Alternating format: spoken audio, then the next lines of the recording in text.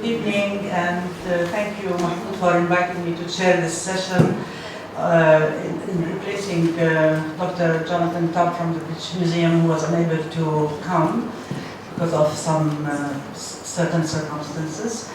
And I'm very proud and honored to be amongst you today to moderate this session. The Palestine Museum within the world context. We have three speakers this afternoon. Do I welcome also everybody on behalf of the museum? Mahmoud asked me to welcome everybody on behalf of the Palestine Museum. And I hope this session will be beneficial to everyone, as this project is a very important project, and since it is at its beginning, it's very important to have this kind of discussion at this moment. We have in our panel this afternoon, let me get the names. We have in sequence Myriame, Morel, de la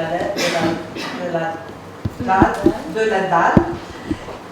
Myriame had been involved in several archaeological excavations in France, mainly in Marseille and Tunisia. She was the director of the History Museum in Marseille between 1983 and 2007. She also took part in creating two site museums in Tunisia, in Carthage and Gem.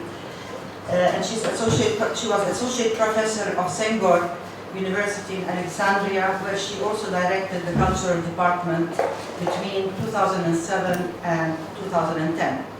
Since 2011, she has been a curator at the MUSEM, the National Museum of European and Mediterranean Civilizations in Marseille. And actually, she's the president of ICOM, which her position is between 2016 and 2019, so it's a recent appointment. We have also with us Reem Fadda. Reem is, many people from here know her very well. I personally am very proud to be introducing her. She was my student at Birzeit University. Reem has been a former curator of the Marrakesh Biennale, which recently took place, the 6th edition. She was an associate curator at the Middle Eastern Art Abu Dhabi project, the Guggenheim Museum of New York. And between 2005 and 2007, Reem was director of the Palestinian Association for Contemporary Art, PACA, and worked as academic director to the International Academy of Arts, Palestine, which she had founded in 2006.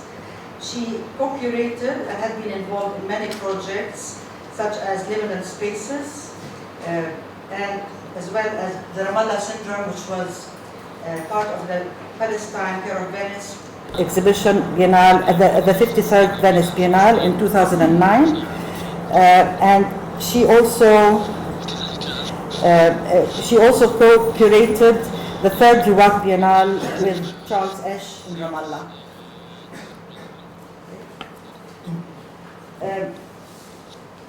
Reem is a member of the General Assembly of both the International Academy of Art and the Qalandiya Association. She has many involvements here. And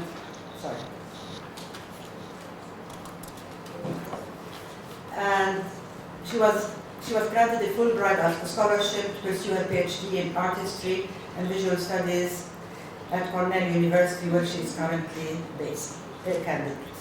We have also the director, I'd like to introduce the director of the Palestine Museum, Dr. Mahmoud Hawari. He's the Director General of the Palestine Museum. He worked previously as the lead curator at the British Museum and was a senior fellow and research fellow associate at the University of Oxford.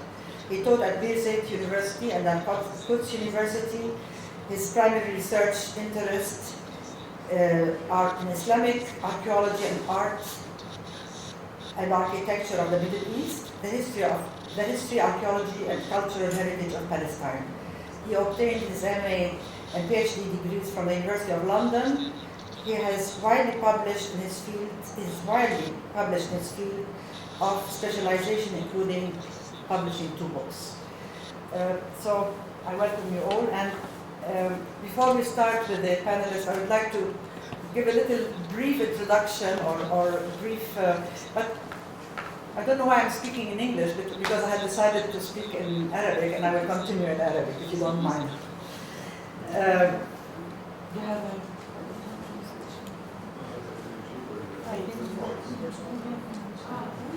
There's one on the table. There's one. This one, I think.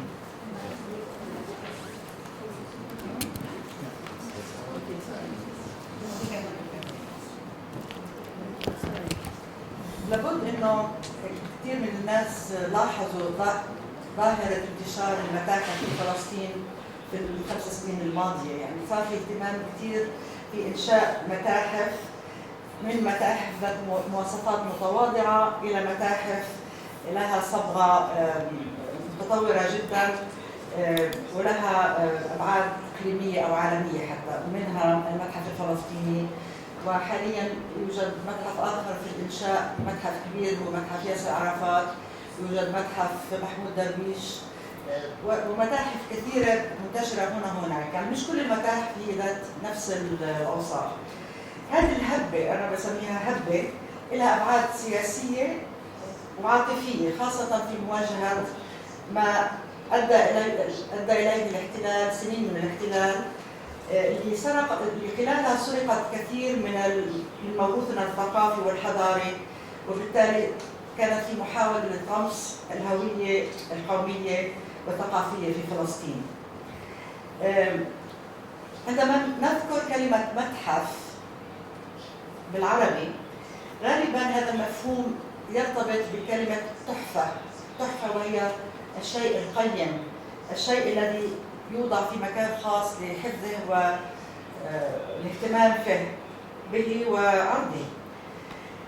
وفي غياب تراث متحفي محلي وخبرة متحفية متوارثة ومنتشرة، خاصة وفي إقامة متحف فلسطين اللي بيأخذ ناحية من نواحي المتحف القومي في فلسطين، لأنه للأسف لا يوجد متحف قومي إلى الآن غير متحف روكفلر اللي هو موجود في القدس، اللي أنشئ في الثلاثينات من القرن الماضي، والكثير منا لا يستطيعون الذهاب إليه. أنا أذكر شخصياً رحلاتي كطفلة إلى ذلك المتحف مع أخوي وأختي، كنا نذهب كزيارات عادية ونتجول في هذه الأروقة العظيمة في هذا المتحف، المبنى الهائل اللي بيشمل تاريخ فلسطين،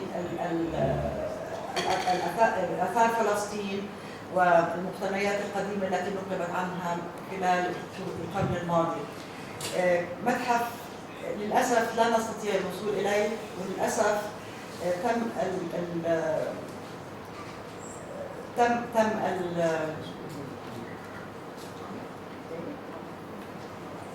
يعني كثير من المعروضات اللي موجودة في المتحف تم نقلها إلى متاحف أخرى في إسرائيل، خاصة بعد احتلال مدينة القدس سنة 67. هلا زي ما قلت، في غياب تراث متحفي محلي يجب أن نسأل سؤال حول ماهية المتحف وتوجهات المتحف. إقامة متحف كبير على النطاق الوطني يستدعي التأمل والتساؤل، لأن المتاحف المعاصرة كما نشهدها في العالم حاليا هي ليست أماكن لحفظ التراث فقط المادي والفكري كمستودع للمقتنيات، بل يجب أن توفر هذه المتاحف للزائر رحلة عاطفية ومعرفية ممنهجة ومكان للتأمل والتفاعل والتغيير. السؤال اللي نطرحه هنا، كيف لنا نحن في فلسطين اللي ما عندناش هذه الخبرة المتحفية أن ننتقل من المفهوم البسيط المتعارف عليه حول فكرة المعرض أو المتحف. إذا سألنا سؤال لكثير من الناس نرى أنه سألناهم ماذا يعني المتحف بالنسبة لكم؟ الكثير يقولون المتحف هو لعرض التراث، لعرض القطع الفخارية أو للأتواب أو للآلات الزراعية إلى آخره، ولا ليتعدى المفهوم هذا المفهوم المختصر جدا. بالعالم توجد كثير تجارب اللي احنا غير مش عارفين عنها كثير، وبالتالي لازم احنا نعرف كيف نفصل هذه الهوة ما بين المفهوم التقليدي للمتاحف في فلسطين لعامة الناس والمفهوم المعاصر للمتاحف. المتحف بالمفهوم اللي احنا بدنا نقدمه بتصور بفلسطين هو ليس مكان فقط للترفيه، بالرغم من انه خبرة الاستمتاع بالمعروضات هو جزء اساسي من المعارض في المتاحف، بس لازم يكون المتحف محفز كاتاليست للفرد والجماعة في التعبير عن الخطاب الخاص والعام، وأن تكون زيارة المتحف خبرة تفاعلية. يعني لازم الإنسان لما يدخل على المتحف مش يكون بس متلقي، إنه بس ينظر إلى الأعمال والمعروضات من دون ما إنه يفكر ويتأمل ويوصل إلى استنتاجات معينة. الخبرة المتحفية يجب أن تصبح أداة للتغيير والتقدم للمستقبل، وذلك بتبني ممارسات حديثة لنشر المعرفة واستعمال الأسس والتقنيات التكنولوجية المعاصرة، حيث تتداخل المكونات المعرفية معا في مسارات تحدث تغيير. خاصة إنه حالياً المتاحف لا تعتمد على العروض التقليدية، إنه بس القطعة هي موجودة في مكان ثابت كأنها فصل، كأنها شيء محنط. يجب إنه القطع المعروضة تثير أسئلة للمشاهد.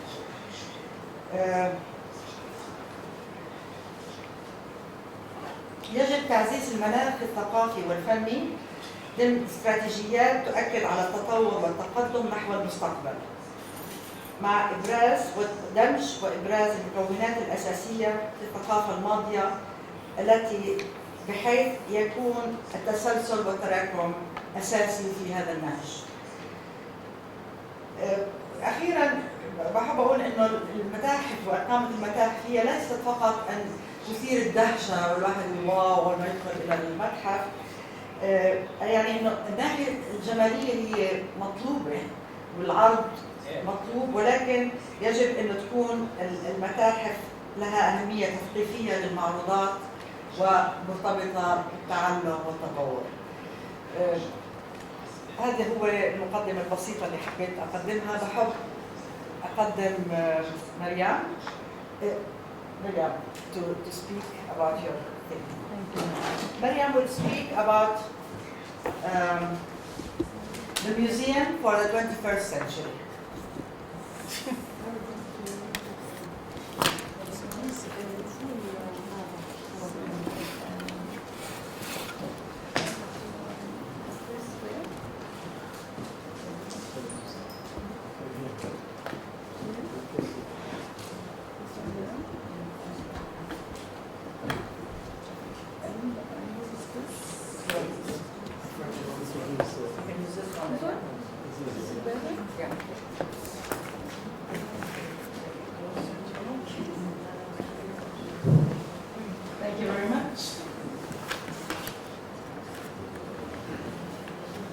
Just a bit of organization. Thank you very much.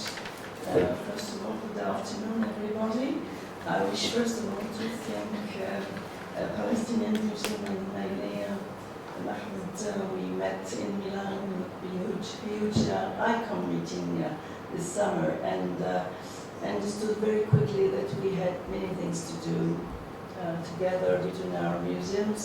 And it's really funny because although our museum, Myriame, which is called Myriame now, is a museum of civilization of Europe and Mediterranean, is a very old museum. It has been built the first time, conceived at the end of the 19th century in France, in Paris. But it has reopened 3 years ago in Marseille, in the south of France, with a quite new orientation, and it's a paradox, but this 100 year's museum is quite a brand new museum, as young as your Palestine Museum, and we have been through the same experiences recently. So it's really funny because, well, time and history is important, even though in museum for 21st century museum. So this museum, you see a photo. No, you don't see the photo, sorry. This is a photo from the inside the museum. It's a brand new museum which has been built in Marseille. I will tell you more in a few minutes. It's looking on Mediterranean. As you might know, Marseille is a harbor, very old harbor in the south of France, which has been created by Greek from Minor Asia colonists at the 6th century before Christ. The Phocaeans came in from actual Turkey, and it was the far occidental, the farthest occidental colony created by the oriental cities of this part of the Mediterranean. But before arriving to the Mediterranean and the Mediterranean civilization of this museum today, I want just to remember the history, because it's very important. As I said, this city was created 6th century before Christ, and if the new orientations of this old museum, which was called ATP, Art and Tradition, Popular Tradition, moved to Marseille, it's because Marseille in France is really symbolic of Mediterranean. It's the only harbor and city on Mediterranean of this country, and it has, of course, a very long and important and diverse migration experience. So what's the museum today? As I said, it's a museum dedicated to Mediterranean, and it's in France the only one. And it comes from a long story of ethnographic museum, which was created at the end of the 19th century in Paris and developed around between the two world wars, between the First and Second World War, by a team around the Musée de l'Homme. I suppose you know the Musée de l'Homme in Paris, which has been reopened last year. And there were several branches of this museum. One branch was linked to ethnography, the other one to human evolution, and the other one to the question of evolution. And the people who have been the thinkers of those museums at the end of the 19th century, beginning of the 20th century, are Georges-Henri Rivière, who is still considered in France and in Europe as the inventor of ethnographic museum with special methodology, and Paul Rivet, who was director of Musée de l'Homme, and he was also, they both were at the same time historian, archaeology, prehistorian, humans, and philosopher, and they were thinking history and heritage in a philosophical way, with looking for a scientific methodology. And the scientific methodology was the same between the archaeology and prehistory for society items collection. The third guy who was in the middle of this team was André Leroy-Gourand, who is one of our French, again, sorry, because I'm French, I'm mostly speaking about the French history of thought in this matter, is André Leroy-Gourand, who put as methods the way the prehistoric excavation, and both three people were acting in their different matters, history, prehistory, and ethnography, with the same methods. That is to say that the item, which, however old it was or contemporary, an item does not exist and has no existence if it's not coming from a context. Either prehistorical, historical, or contemporary context, an item has a meaning only with a context, within a context. And that's quite different from a piece of art. I'm not talking about contemporary art, which is a production of the context and the contemporary society. But the art history museum are very often, or were at the time anyway, very often only interest in the piece of art with its proper appearance, but not with any link with its context. And the work which has been founded at that time by those people, and which has been taken again as a very important methodology by the team of Les Annales later on, after the war with Mark Rock and all those people, is really that the importance of the item being in its context. Maybe it seems a bit long for you, but it has its importance because because at that time when they opened the museum and different museums, Musée de l'Homme, Musée des Arts et Traditions Populaires, the items were collected with all the information which were recorded, filmed, photography.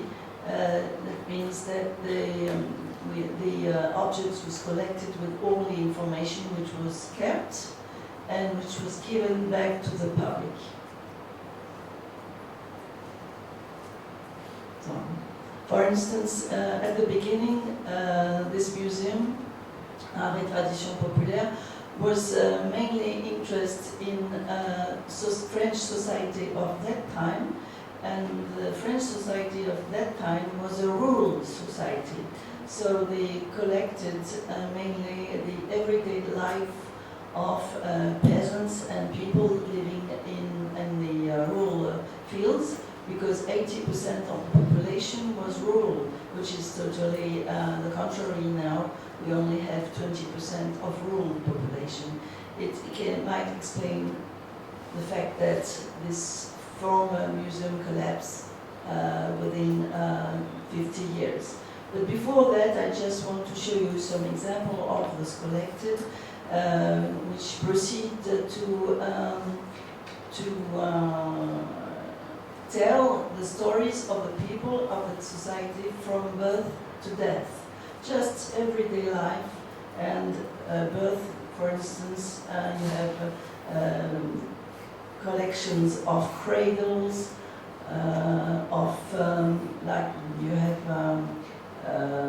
the newborn babies with their traditional dress. They were collecting also about traditional food, and also olive oil was also a traditional food in France. How to cook. Every sequence and phase of everyday life. Keep that, how to eat, for instance. The most important material for cooking was a spoon. Cook for eating, sorry, was a spoon, and you have it. Here you have, I know, thank you.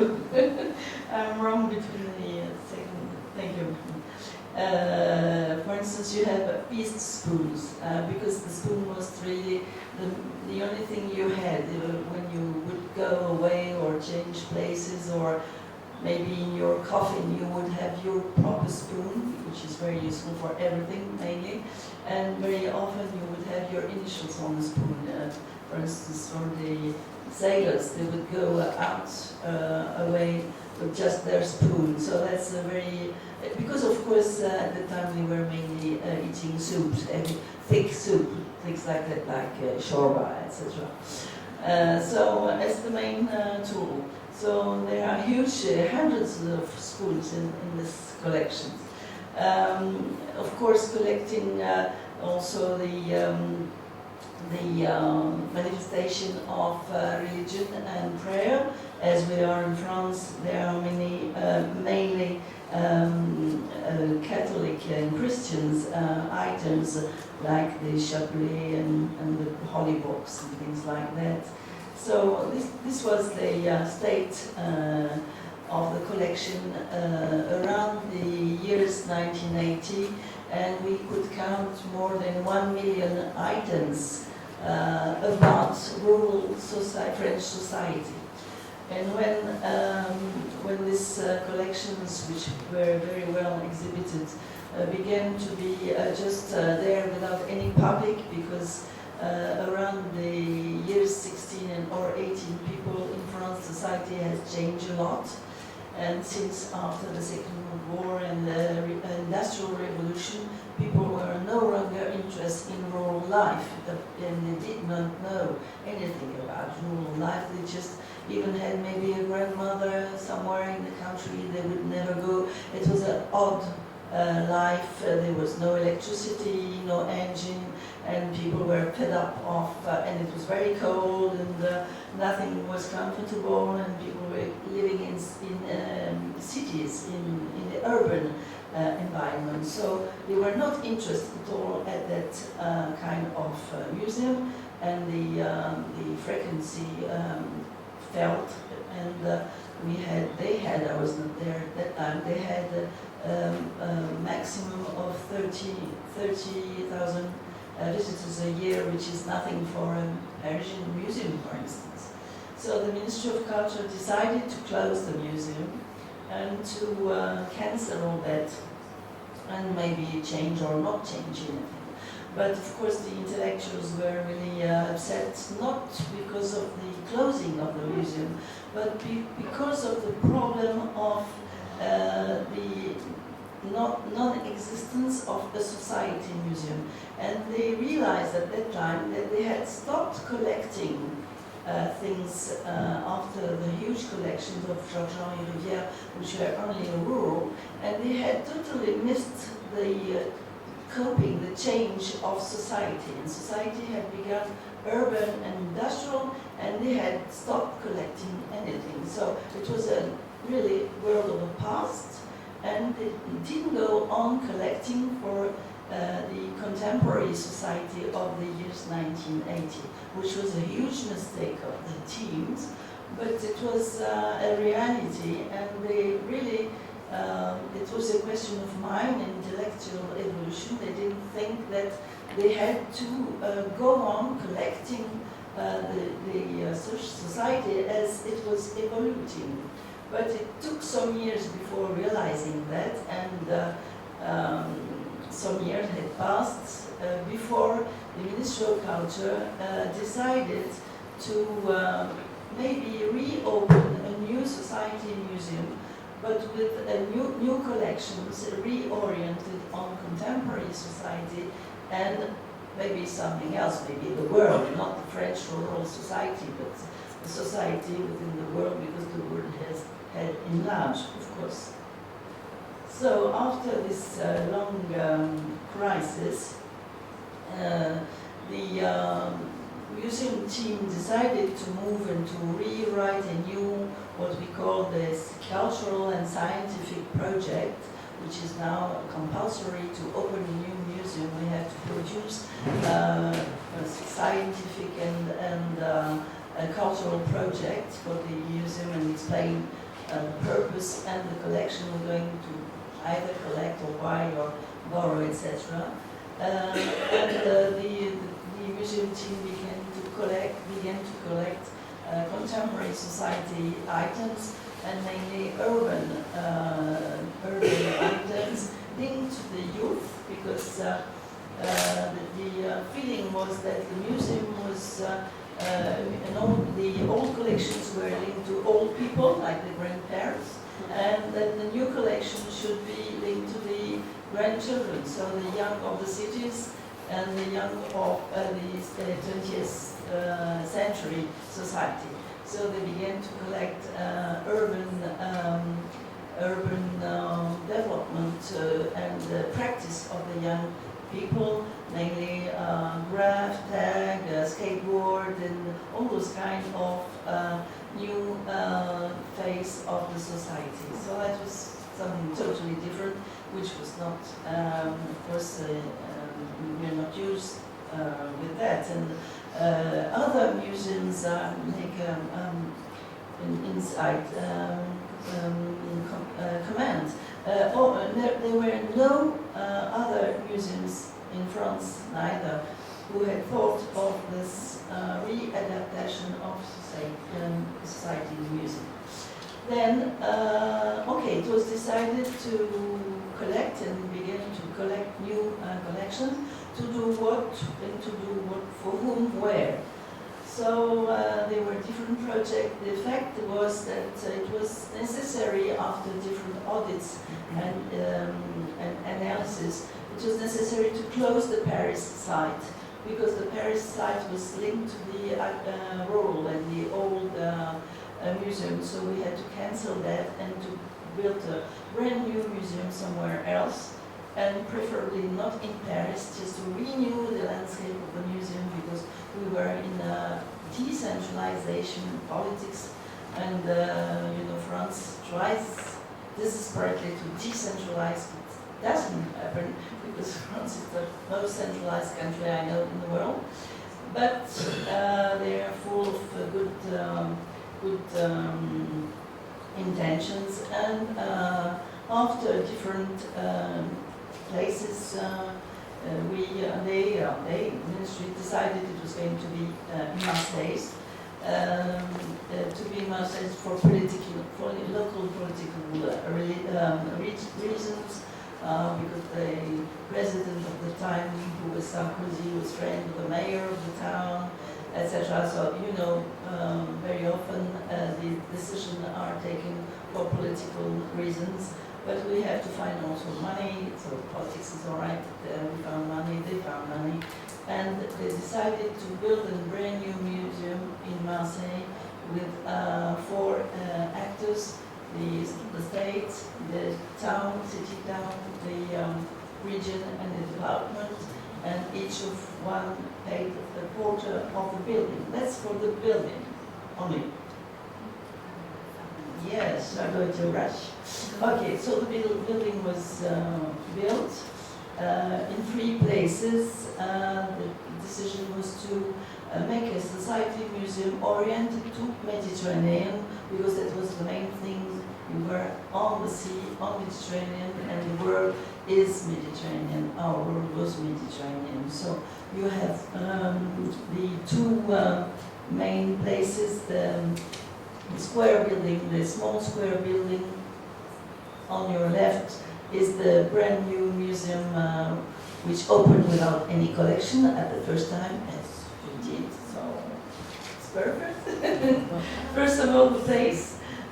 We were linked to an old fortress and wanted to show the history of this fortress, and we have also had built a very brand new place for to store the collection. I go quickly. The idea was to open a museum to understand Mediterranean through different ways. The semi-permanent exhibition, we can talk about that afterwards. Temporary exhibition, cultural programmation with the conferences, with a series of film, of video, of meetings, professional meetings. Also a big place for education with all sorts of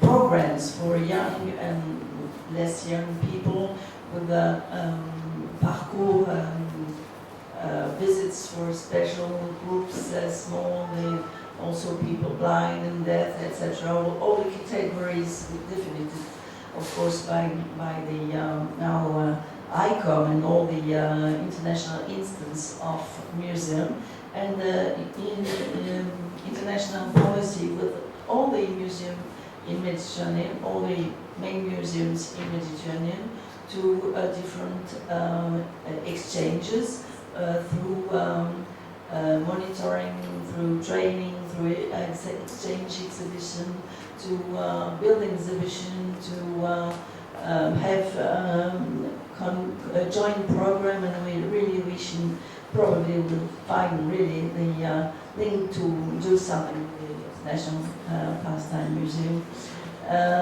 We have a semi-permanent gallery. I had finished in 1 minute.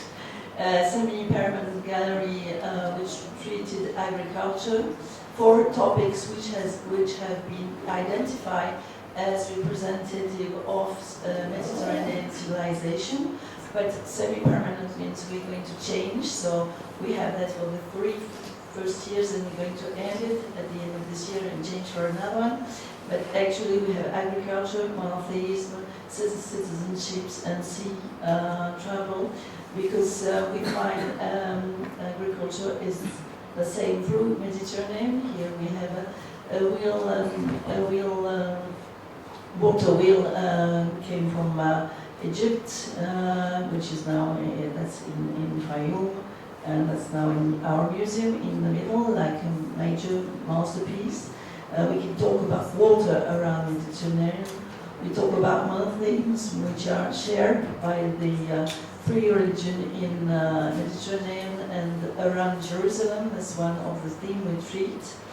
And we talk about citizenship in the ancient time, in the 19th century, and contemporary in Mediterranean. And they are the example we took are 9 women in charge of enterprises or responsibility all around Mediterranean.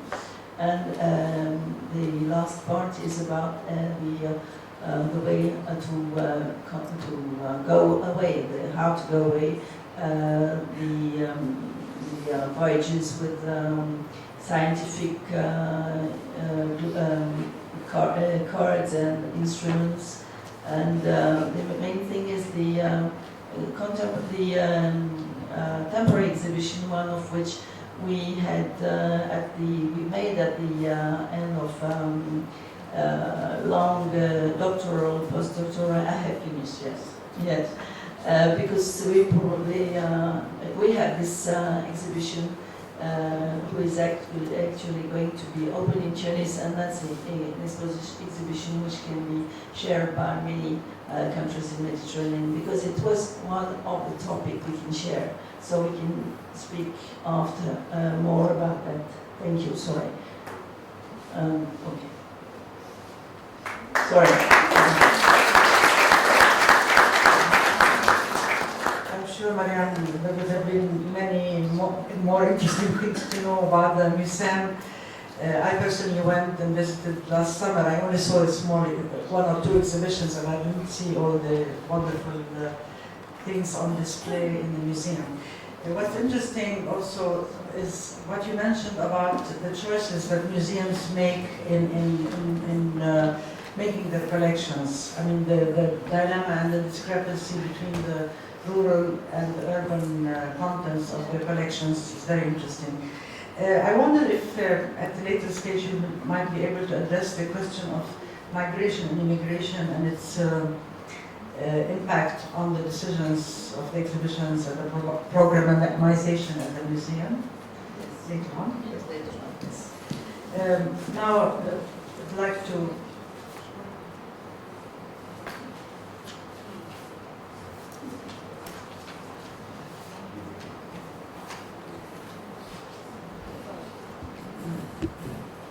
give the floor now to Reem Fadda, who will be talking about Guggenheim Abu Dhabi.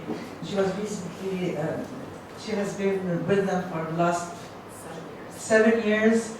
and it's a unique experience that we would like to hear about.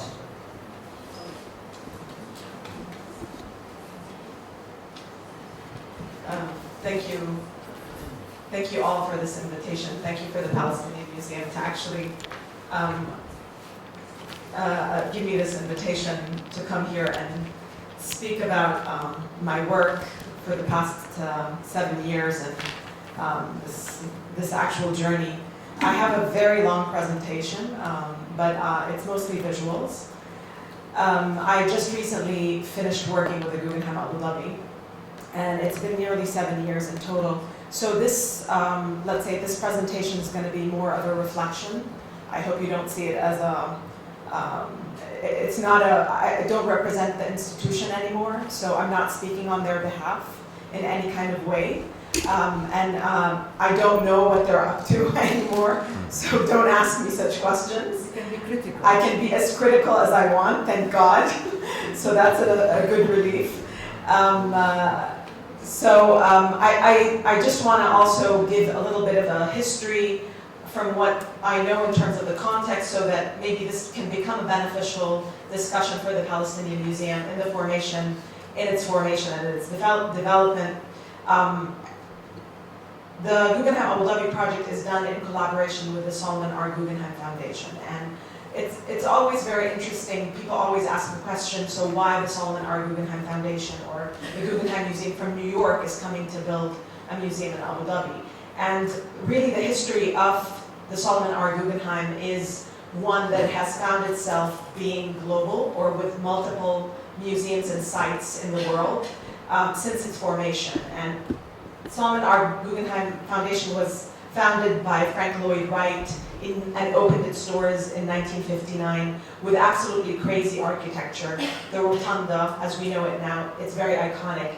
There was, I think, a list of more than 100 artists who wanted to boycott the museum at the time in 1959. And then 5 years later, all of their works were in the collection of that museum. So that was an interesting kind of history. Because they thought it was a monument of absolute, that it was a monstrosity for art, which is fascinating. And actually a curator helped Solomon R. Guggenheim, who was the patron at the time, collect and build a collection on the idea of abstract art. She called it non-objective art at that time. And her name was Rebel. She was an absolutely kind of crazy, fascinating woman. And the museum had many iterations. At one point it was in a car wash before it became the museum as we know it today.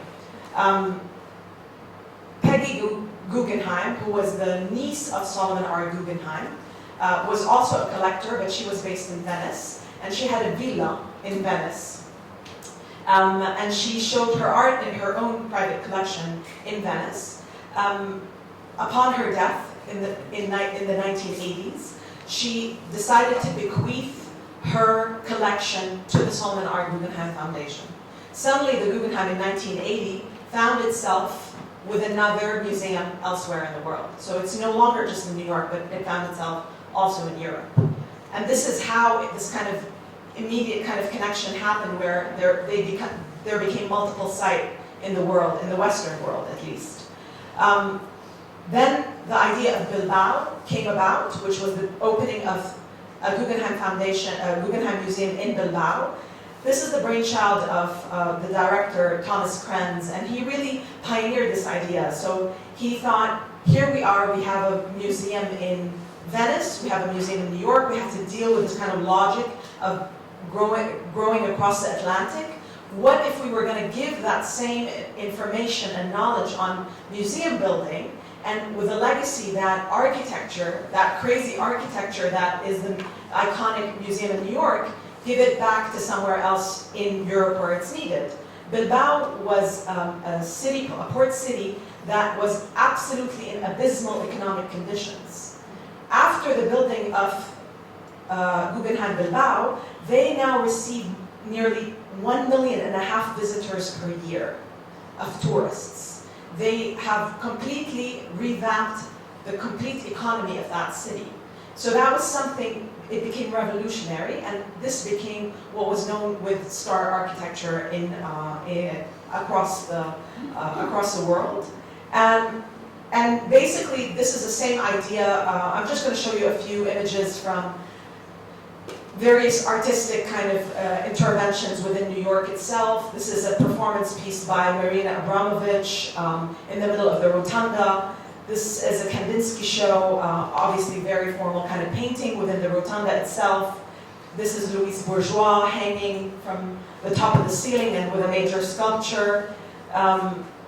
You have Saiko Chang, his monumental kind of installation from the very ceiling that happened in 2008. Jenny Holzer with this, her known kind of word pieces with neons. And again, on the outside of the building as well. I know that there's a lot of ideas about how do we show art in the 20th and 21st century, how is it adapted to all these kind of multimedias. For example, this was a recent initiative that the Guggenheim had done with YouTube, where they created a biennial on YouTube, and there were submissions of over 100,000 submissions from the worldwide of video art. And a panel and a jury that then did the selection. We have Anish Kapoor here with a major kind of commission. It was in Deutsche Bank and in New York. And here, this is Richard Serra. Again, the famous kind of puppy of Jeff Koons. And now we come to the Guggenheim Abu Dhabi. And it's not built. This is not real. This is the actual rendering of the building. It's a very, very large building indeed, and I don't know what's and basically, as you can tell, Gary really did something like a scribble. I should have brought the image, and then his architects really helped him kind of build this kind of monumental-looking museum, very large. It's nearly at least twice as big as Bilbao in terms of its exhibition spaces. What you see here are his iconic cones, and they're meant to be open to the elements. There's 10 of them. Some of them are as big as, I would say, a Boeing plane, 777. One is as big as a Flatiron building. So they're huge spaces, but actually, the whole point of it is that he was very interested in the ideas of mosques and their kind of largesse grounds, and how plazas are incorporated within the interiors of mosques. So he wanted to bring that back into the ideas and understanding of cultural institutions and places that really hosted that. So for a museum in Abu Dhabi, that was really part of the thinking. We defined what we wanted from the museum, and this is really the interesting part. So here's a museum in a place like Abu Dhabi, which is, it's not known for its history, certainly, and it's a very recent nation, formulated in the 70s. So how can this museum that is being based in the 21st century really define itself? And it's coming with the Guggenheim name and brand, so therefore it needs to really put itself in center stage internationally and provide something for museum language that will be different and also contribute to that language. It was always entailed to be a contemporary art museum. This was always the agreement, because there was the Louvre Abu Dhabi, that was the ethnographic, and if you want, the Universal Museum. And we thought that this is the place for a contemporary art museum in the middle of the Middle East. So we started to think about terminology and how the definitions, the politics of art can really become something that we can anchor ourselves with it and make a statement that could change the language of what is provided in museums worldwide. For people who know museums, and especially those that are anchored with collections, if you visit the MoMA, if you go to the Whitney, if you go to the Louvre, you rarely see art from the Arab world or the Third World, or if you want, even from Latin America. And this is especially in the past 10 years. Things have started to change immensely in the past 10 years, but that was definitely, the language was predominantly Western. I remember going to the Tate one day, asking for their list to find one artist. It was Vera and I skimmed all the list of their collection, and they had 2 Arab artists in all of the list of their collection. And this was exactly 2 years ago. So things are starting to change, but they're not changing that drastically in terms of what collection building is really about. And I think what's very important for us to think about in collection building is that collections or artworks, when you collect them, they become a legacy, a material legacy that really will become the constitution of institutions. And that's very hard to change. You know, you can't change an institution suddenly if that's what makes up the history of that place. Because there's material evidence that talks about representation, it talks about context, and that's something that steers away the vision of institutions. So collections should not be derided very easily, and collection building is really something that I think is highly, highly important, and brings up a lot of historical value. And anchors, and if you want, can provide a way to equalize injustices in the world. So for the Guggenheim Abu Dhabi, we started to think about, are we international, are we global, this worrisome kind of ideas that the Guggenheim name is in fact a global name. And of course it is. I mean, there's a lot of practices within the Guggenheim that I find to be problematic. Or let's say they kind of whitewash at certain points, or they create aspects that are not full of the intricacies and differences from elsewhere. And this is something that I've realized that the institution from New York has asked itself how it can change that after it started working with the Guggenheim Abu Dhabi. Going into the region, in the Middle East and the Arab world, they started to ask themselves, how can we really be sensitive to the fact that we are creating this uniform language of culture and imposing it on the rest of the world? We started to look at terminology such as the idea of the transnational instead of saying global, and the idea of the transnational then developed into transcultural, and it keeps on really defining itself. But the most important thing is that we're really looking at interconnectivity, thinking about contemporary art as a moment of dialogue, of migration, of nationalisms. So all the problematics, it's not just a way of celebration. Artists, they travel a lot. They're defined they're defined for their practices that are borrowing from everywhere. So this was something that the transnational was able to capture. I don't know if you can't see everything, but this is really thinking about us. How do we define contemporary art from the world? And we started with the idea that the 1960s would be the anchor. I was someone who really wanted us to start earlier, because I felt that the modern legacy of the Arab world was much more well defined in the 40s and 50s. And this is something that is lost.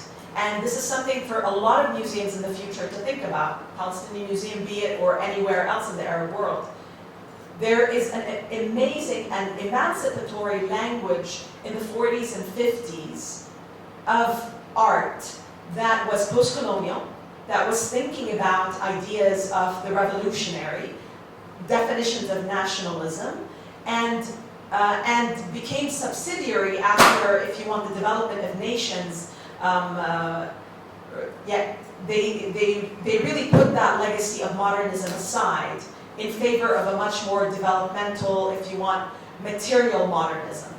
So ideas, I'll break it down to a more simple language. What I want to say is that a lot of artists were asking themselves, what should our countries look like? How can they become representative of politics, of forward-thinking? They held a lot of very kind of progressive ideas in terms of politics and society. That is not a language that we know of modernism today. And that is something that is very important, this kind of schism in our understanding of modernism. Because modernism is about building buildings. And that's the real problematic here. That we need to think about content as being the driving force in how we make modernism. Or how do we make the avant-garde? We make it through making ideas. And that is how the third world came about, in that race with the Western world that was building buildings and was already, way ahead. They said, we have ideas.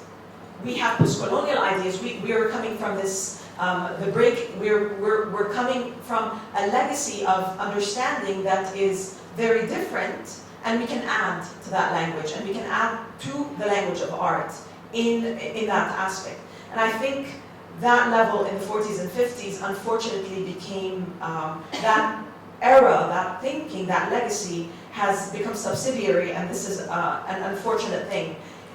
Anyways, regardless, Guggenheim Abu Dhabi focuses from the 60s because it also needed to map a larger language of the world. We came to an agreement, myself and my colleagues, that we would do exhibitions on the 40s and 50s of the Arab world, because it was very difficult to collect from that period of time. We did try, it was difficult. And of course, the language of art is, as you can see, painting, sculptures, installations, etc. Our focus, and this was my parameter, is art from the Middle East.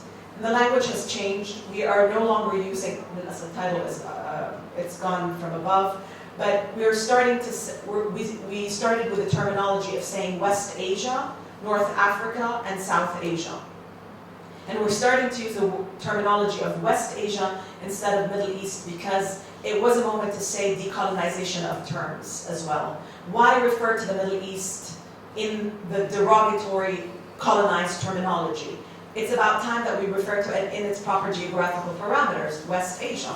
So the Arab world, or West Asia, this is the correct terminology in this perspective. And in fact, we collected for a lot of Arab artists, and from South Asia and from North Africa. We have amassed a big collection, and the focus is trying to tell of a language of art that is much more politicized, has social kind of derivatives that are very important to the society, and comes from that legacy of modernism that I was discussing earlier, and really propels itself in a very different language, so that we start to ask ourselves, the language of contemporary art that we know today is in tribute largely because of a third world legacy. So what you see in America with American artists is not because of where they are today, it's because of also a legacy that they have learned from post-colonial nations. And this is something that becomes a very important statement in cultural aspects and in a way to unify that language. What you see here is actually, I'm going to end with this slide. I can show you a huge presentation of images. Maybe we'll just skim through it. Yeah, but I just want to say, we bought this piece by Khalil Rabah that was actually exhibited here in Khalil Sakakini Cultural Center. I worked on this in 2002, and it's now we're the proud owners of it in the Guggenheim Abu Dhabi, and in fact,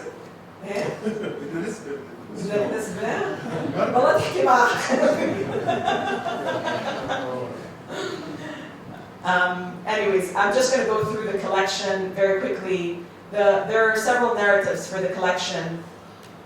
Popular culture and mediated image, abstraction, system, process, concept, history, memory, narrative, and global perspectives. These are very large kind of ideas, but they become a mechanism for us to house various artists and artworks from all over the world. So we're going through them very quickly, just so that you see images. Jacques Villeglay, Rosenquist from America, Adel Siwi from Cairo, Chant Abadizian, Armenian, Karen, Feng Mengbo, China, Hassan Khan, Egypt. These are renderings. This is not real displays. This is just drawings to show how it would be in the middle of the museum. Again, another rendering. So this is a computer display. Abstractions, we have Munir Farmanyan, Iranian artist with a legacy from New York. Samia Halabi, Palestinian. Frank Stella, US. Shakir Hassan Al-Said, Iraqi, my heart.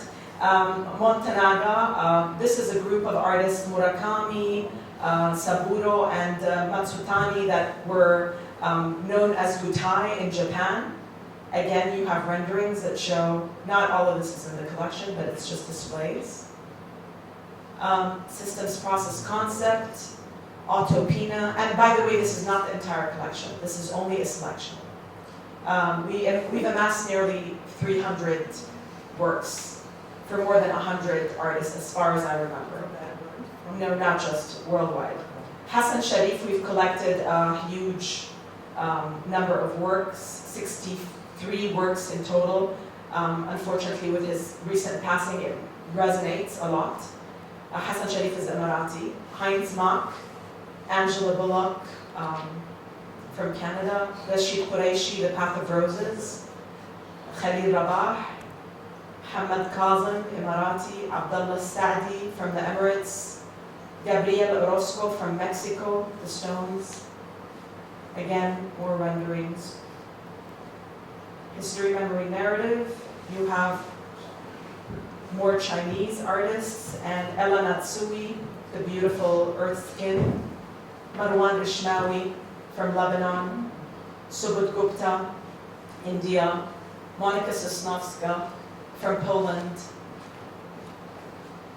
And we really aimed to build a collection that was of the iconic works of these artists from the world. And the last, we have Global Perspectives. Wang Yongping, Haegyu Yang from Seoul, Rikrit Tiravanija. These are a lot of interactive artworks as well. This artwork by Wang Yongping actually has live reptiles that are displayed in it. Figuration, Luay Kayali. This is one of an example of these modernist works from 1976. This is Hafiz al-Assad, which you see in the image, which I think is quite fascinating. And the artist killed himself that year. Marwan, I learned from you, Marwan, and Liu Zhedong from China. That's it.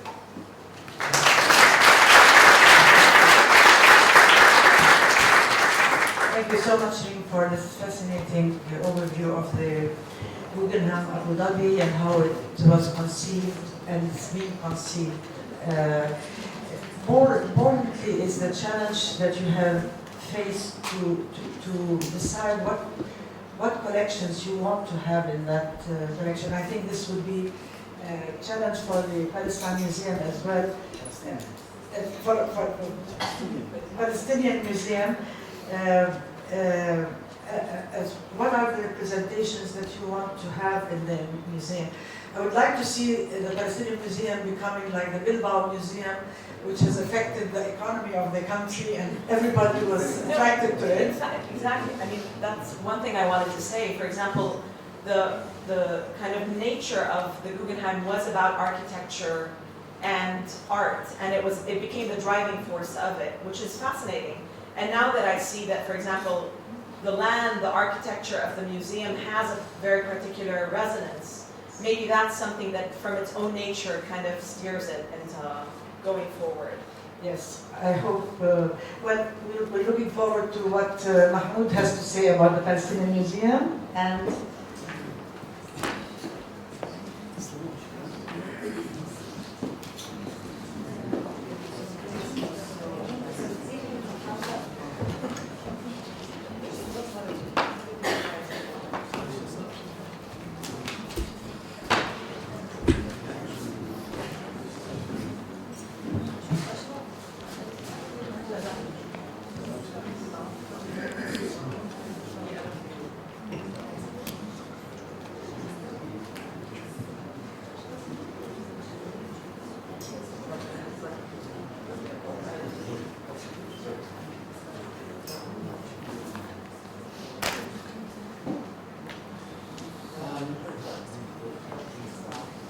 Before I turn to speak in Arabic, I would like first to really welcome you all for coming this afternoon to participate in this symposium. I would like to remind you that we are in fact organizing 3 symposia in Qalandiya Festival. Please look at our leaflet. We have one symposium on the theme of the sea in the Palestinian artistic and cultural landscape. We have a third symposium on the at the scenes, which is emanating from our exhibition in Beirut on embroidery in its political context. But above all, I would like to really thank very much our speakers here tonight. Myriame, who came all the way from Marseille, Reem, who came from New York, and Vera also coming in from to actually, she stepped in, and I'm really grateful to her because she stepped in to moderate this session or this symposium today, because Jonathan Tubb, who was supposed to be coming from the British Museum, at the last minute he wasn't able to come. We also invited other famous and important museum professionals. For example, we invited Souaya Soy. She's the newly elected president of ICON, which is the International Council for Museums. She couldn't make it. And also we invited a number of other museum people from different parts of the world. But anyway, I think we're having a fantastic discussion today, and I hope we will have time for some discussion at the end of this session. طيب هلا نرجع للعربي. أنا يعني قررت نحكي بالعربي على أساس معظم الموجودين هون بيحكوا عربي، بتأمل إنه في يعني الادوات الترجمه متوفره للكل هون. يعني بدايه بحب اقول انه يعني احنا ارتئينا في المتحف الفلسطيني ان نعقد هذه الندوه حول يعني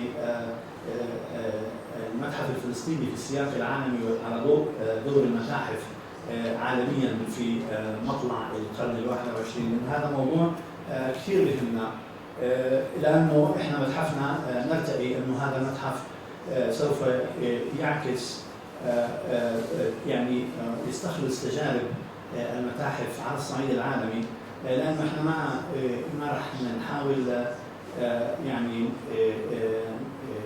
نقول نمرق في مرحلة ارتكاب أخطاء ومن أجل تجنب الوقوع في الأخطاء ومن أجل التعلم من تجارب هذه المتاحف. يجب علينا أن نتعلم من تجارب هذه المتاحف لكي لن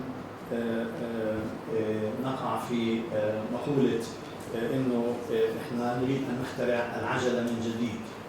المهم إنه يعني هذا الموضوع يعني موضوع التعلم من تجارب المتاحف الأخرى في العالم موضوع هام جدا بالنسبة لنا، ولأنه يعني المتاحف كما نعلم وكما سمعنا من فيرا بداية إنه المتاحف على الصعيد العالمي شهدت خلال العقود القليلة الأخيرة انتقالا متزايدا من كونها متاحف يعني مدعومة من قبل الحكومات إلى متاحف للمجتمع المدني، وأصبحت يعني لها مصادر تمويل متنوعة ومرتبطة أكثر بشرائح المجتمع المختلفة.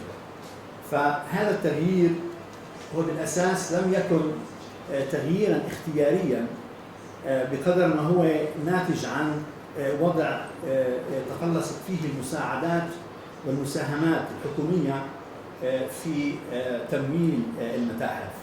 فبالمقابل يعني أصبحت هذه المتاحف أكثر استقلالا والتصاقا بالمجتمع المدني. هذا طبعا احنا رح نرجع لموضوع المتحف الفلسطيني، انه هو متحف ليس متحف وطني وليس متحف قومي، ليس متحف تابع للحكومة أو الدولة، وإنما هو متحف مستقل مدعوم وممول من قبل أول شيء يعني هو أحد برامج مؤسسة التعاون، وهو مدعوم من قبل ممولين فلسطينيين ومن المجتمع المدني. وللمفارقة فإن هذه الحكومات أخذت تساهم في إنشاء يعني متاحف أخرى جديدة، ولكن ليست بدوافع تقليدية مثل الحفاظ على التراث الحضاري وإلى آخره، وإنما لتحقيق غايات أخرى مرتبطة في العولمة والاقتصاد العالمي، طبعا دوافع وغايات سياسية واقتصادية، خاصة فيما يتعلق بتطور السياحة وإلى ذلك. يعني إن حصول المتاحف على الدعم من القطاع الخاص والجمعيات الخيرية دفع هذه المتاحف نحو التوجه أكثر للعمل مع المجتمع المدني وشرائحه الاجتماعية ومنظماته ومؤسساته. ولهذا نرى أنه متاحف كثيرة بادرت إلى تطوير برامجها العامة الموجهة إلى جميع قطاعات المجتمع والمجموعات العمرية المختلفة والإثنية المختلفة. أصبحت يعني المعارض هي عبارة عن معارض هذه المتاحف هي عبارة عن حوار مع المجتمع وحوار حول يعني كل قضايا المجتمعية أكثر منها مونولوج. يعني صارت نشاطات المتاحف أكثر تفاعلية مع المجتمع وانتقلت إلى مرحلة جديدة من كونها متاحف لعرض أشياء حلوة، لعرض أشياء تراثية، لعرض أشياء فنية، لتفاعل أكثر للمجتمع وقطاعاته مع هذه المعارض. وهذا دفع أيضا المتاحف من أجل القيام بتنظيم برامج عامة، برامج تثقيفية، برامج تربوية لطلاب المدارس حول هذه المعارض. يعني إنه نتيجة لهذا الوضع كله ظهر نوع حيوي أكثر من المتاحف، متحف أو متاحف أكثر انخراط في المجتمع، متاحف تطالب أو تطلب مهارات جديدة من طاقم هذه المتاحف ومن مجلس أمنائها. ولذلك هذا المتحف المنخرط في المجتمع المدني يحتاج إلى يعني موظفين وطاقم يتلقون التدريب وبناء الكادر بشكل مستمر، لأنه المتحف أصبح مؤسسة تعليمية بكل معنى الكلمة، تعليمية وتثقيفية، بالإضافة لكونها أيضا ترفيهية كما كانت في السابق. في المحصل الأخير أصبحت المتاحف في مطلع القرن 21 والحادي والعشرين مؤسسات للمجتمع المدني منخرطة بشكل أعمق في شرائح المجتمع، حيث تحصل على الدعم المالي من مصادر تمويل خاصة كالوقفيات والتبرعات والمنح وغيرها من المساعدات. وهون أخيرا يعني بحاول ألخص هذه النقطة وأقول إنه يجب أن نطرح السؤال الآتي: هل يحتاج المتحف إلى إدارة وطاقم مختلف عما كان سائدا في السابق؟ الجواب هو بالتأكيد نعم.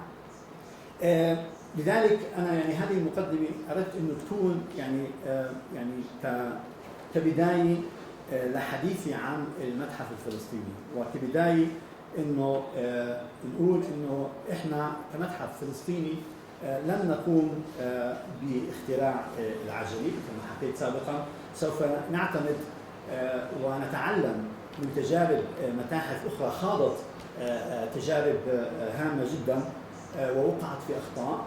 ومريم حكت يعني عن تجربة متحف يوسين في فرنسا، ويعني نتعلم من هذه التجارب من أجل تجنب الوقوع في الأخطاء ومن أجل أن يعني نقصر الطريق والوصول إلى أهدافنا. هلا بنتقل من هون للحديث عن المتحف الفلسطيني ودوره المستقبلي. هلا يعني بالبداية راح أقول إنه رؤية المتحف الفلسطيني هي يعني بالنسبة لنا واضحة وسوف تتبين من خلال نشاطاتنا وفعالياتنا في السنوات القادمة. وضعنا أمام أعيننا رؤية أساسية واضحة. رؤية المتحف الفلسطيني ليكون منبرا رائدا وخلاقا للتعريف بفلسطين تاريخيا ومجتمعا وثقافة. هذه هي الرؤية الأساسية للمتحف الفلسطيني، وهون التركيز على أنه يكون منبر للتعريف بفلسطين من ناحية تاريخية، من ناحية مجتمعية، ومن ناحية ثقافة. يعني الحديث عن التاريخ الفلسطيني المديد منذ وجود يعني الإنسان في فلسطين وحتى العصر الحاضر. مجتمعيا هو استكشاف المجتمع في فلسطين منذ البداية وحتى الآن، الثقافة الفلسطينية المعاصرة، الثقافة الفلسطينية الغنية والنشطة بالرغم من وجودنا تحت الاحتلال والاستيطان الإسرائيلي. هلا يعني كمان أيضا ممكن تعريف آخر أوضعه للمتحف الفلسطيني هو بالأساس يعني إذا صح التعبير بشكل عام هي مؤسسة ثقافية مستقلة تسعى إلى تعزيز ثقافة فلسطينية منفتحة ودينامية على المستويين المحلي والدولي. يعني احنا لسنا بالمتحف يعني بمعنى المتحف التقليدي او المعنى التقليدي لكلمة المتحف، وانما نحن مؤسسة ثقافية جامعة تتعاطى مع جميع مقومات الثقافة، سواء كانت تاريخ وتراث وثقافة معاصرة بكل ما يتعلق بالفن المعاصر والموسيقى والسينما والتصوير وغيرها من الفروع المختلفة للثقافة.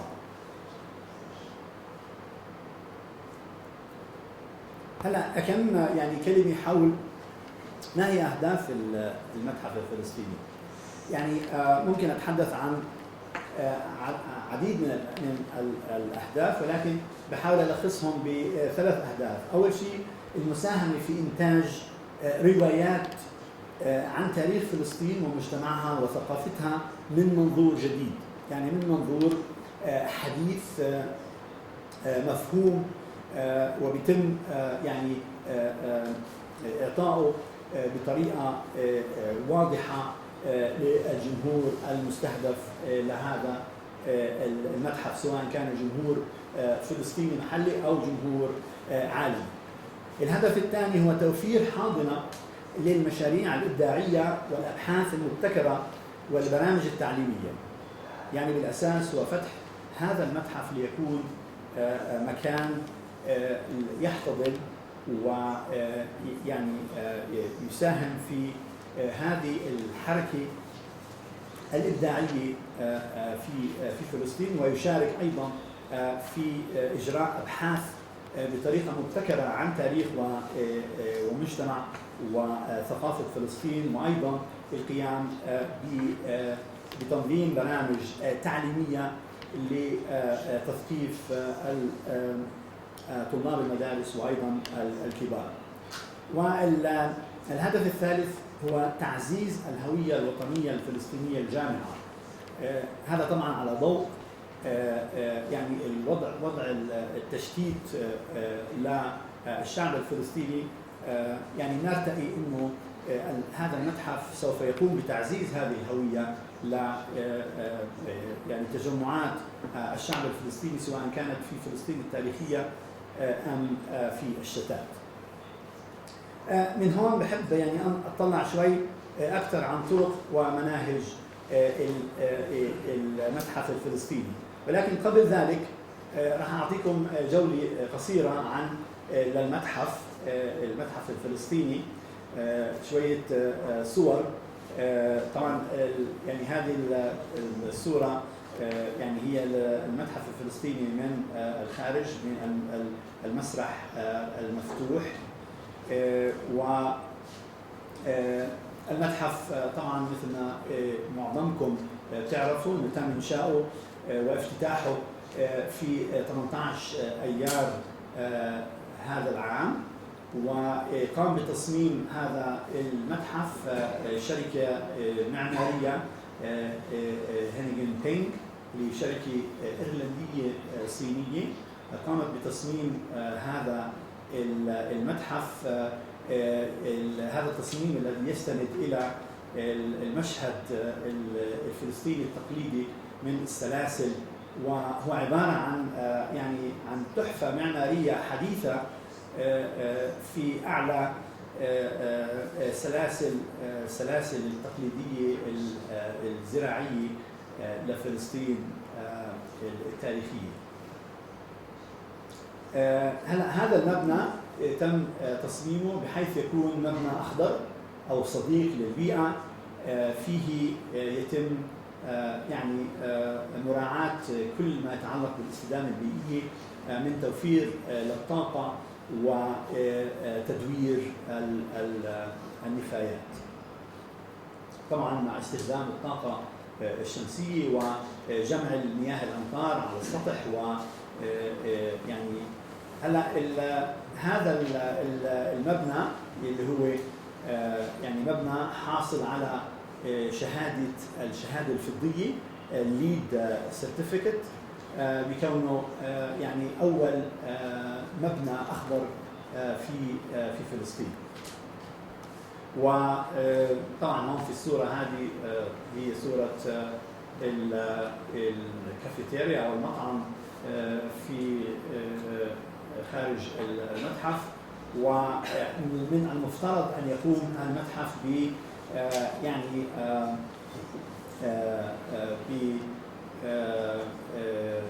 بإجراء يعني سيفنج ل 27% من الطاقة، وأيضا 37% من الموارد المائية. هلا هذه الصور أمامكم هي حفل تدشين المتحف في 18 أيار، وكان في هناك عدد من الفعاليات. هذه الصورة للعرض الراقص والموسيقي، وهذا العرض الصوت والضوء. وهون في مخطط مبنى المتحف الفلسطيني مكون من الطابق العلوي والطابق الأرضي. الطابق العلوي من جهة اليسار هي مكان طبعا الطاقم والمكاتب للطاقم، على اليمين 6 و5 قاعات العرض، وطبعا 10 هي الحدائق. وهذه طبعا صور مختلفة لبعض أجزاء المتحف. الرسمة على اليمين هي مخطط الحدائق، لأن الحدائق هي جزء لا يتجزأ من المتحف الفلسطيني. وفي هذه الحدائق هنالك 85 نوع من النباتات والأشجار يعني الأصيلة في فلسطين.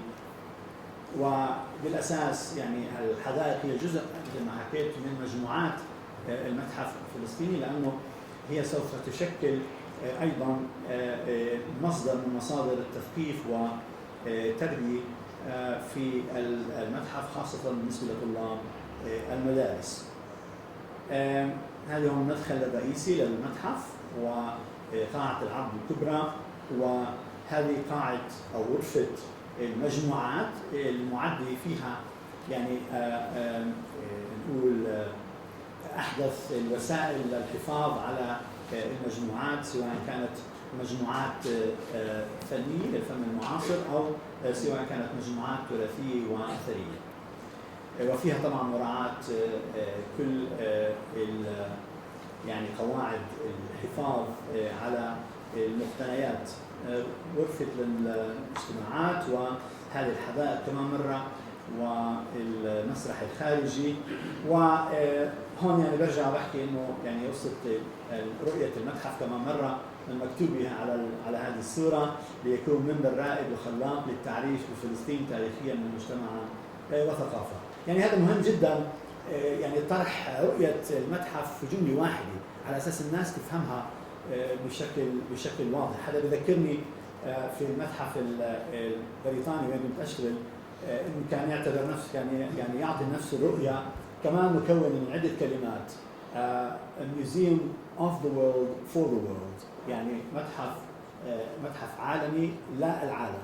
يعني منيح إنه تكون الرؤية واضحة قصيرة على أساس الناس تفهمها. ومن هون إحنا بنركز إنه إحنا راح يعني نسعى لأن نكون منبر رائد وخلاق للتعريف بتاريخ فلسطين، تاريخ فلسطين المديد، مجتمع الفلسطيني وثقافته الحاضرة، ثقافته المعاصرة.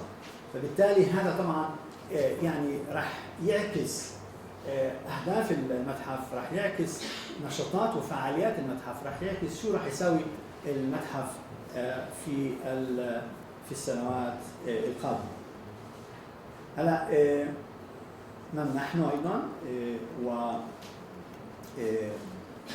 شمايل حكيت إنه هذا المتحف هو متحف مستقل، والمتحف هو متحف عابر للحدود السياسية والجغرافية، ويقاوم من تقييدات السفر التي يرفضها الاحتلال الإسرائيلي. يعني بالأساس هذا المتحف أكيد إحنا واضح إنه منذ البداية إنه هذا المتحف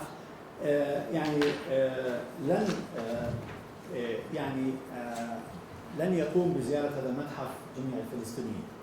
حتى يعني إحنا ما عندناش أي يعني وهم إنه معظم أفراد الشعب الفلسطيني أو الغالبية العظمى من الشعب الفلسطيني لن تتمكن من الوصول لهذا المتحف. فبالتالي حتى يعني اللي عايشين هون في الضفة الغربية أكيد إن اللي عايشين في غزة مش رح يقدروا يجوا على بيوزيت يزوروا المتحف. من الصعب حتى كمان إنه الشخص اللي ساكن في الخليل يجي يزور المتحف بسبب كل تقييدات السفر، الحواجز وغيرها من التقييدات. فبالتالي هذا المتحف سوف يعني يحاول تخطي هذه المشكلة، وراح آتي لهذه النقطة كمان شوي. هلا يعني بدي أقوله إنه نرجع لنقطة اللي هي ما هي طرق عمل ومناهج المتحف الفلسطيني. يعني مثل ما أنا حكيت هلا قلت إنه المتحف هو عابر للحدود السياسية والجغرافية، وسوف يقوم بالتواصل مع تجمعات الشعب الفلسطيني داخل فلسطين التاريخية وفي الشتات من خلال أرشيفاته الرقمية ومنابره الإلكترونية، ومن خلال إنشاء شبكة من الشراكات المحلية والعالمية بحيث تتيح له ولشركائه فرص تبادل المهارات والموارد والمعارض والبرامج. يعني احنا بدينا في أول معرض أنشأناه للمتحف الفلسطيني وكان في بيروت، وبالأساس لأنه عدد كبير من المقتنيات لهذا المعرض لم يكن بالإمكان إحضارها لفلسطين، فبالتالي قمنا بتنظيم أول معرض للمتحف الفلسطيني حول التطريز الفلسطيني في السياق السياسي، وسميناه أطراف الخيوط، هو في دار النمر للفنون والثقافة. وأصبحت هذه الدار فرع من فروع المتحف الفلسطيني من خلال الإبرام اتفاقية تفاهم مشترك مع دار النمر، واللي هو احنا بنسميه بالانجليزي ساتلايت ميوزيوم، يعني نقول متحف فرعي للمتحف الفلسطيني. وبالاساس نحن نصبو لانشاء نقول متاحف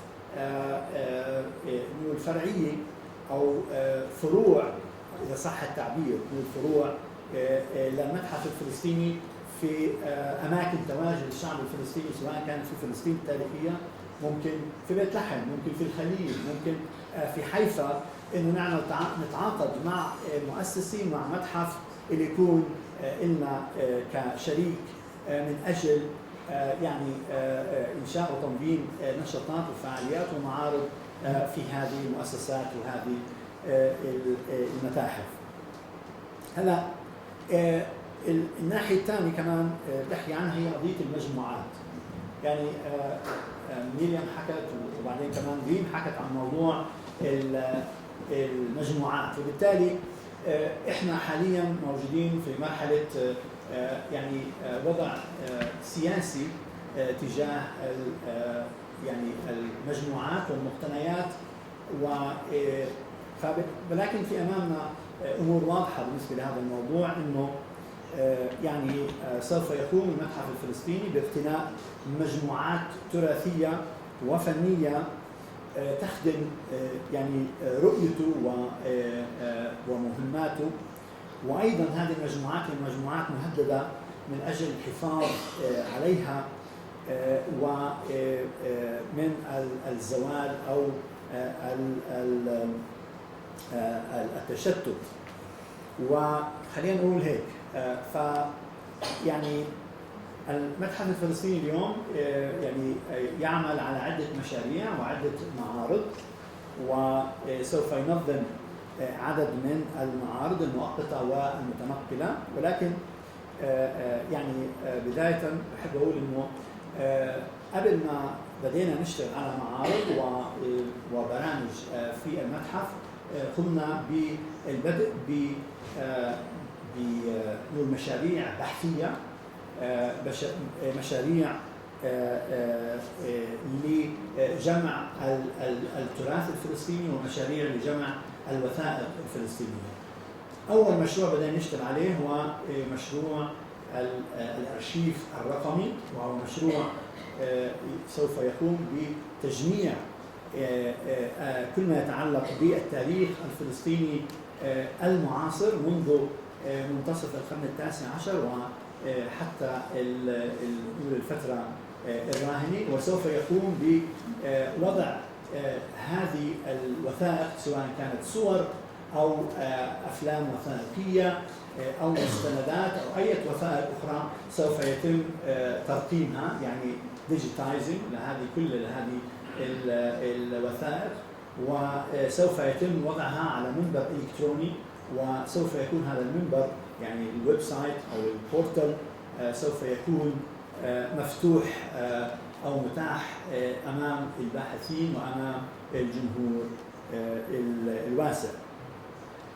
هناك أيضا يعني هذه الصورة هون هي صورة يعني لبداية هذا المشروع، وهو مشروع ألبوم العائلة الذي تم خلاله تجميع آلاف الصور من العائلات والأسر الفلسطينية بكونها تشكل بمجموعها تاريخ فلسطين الحديث.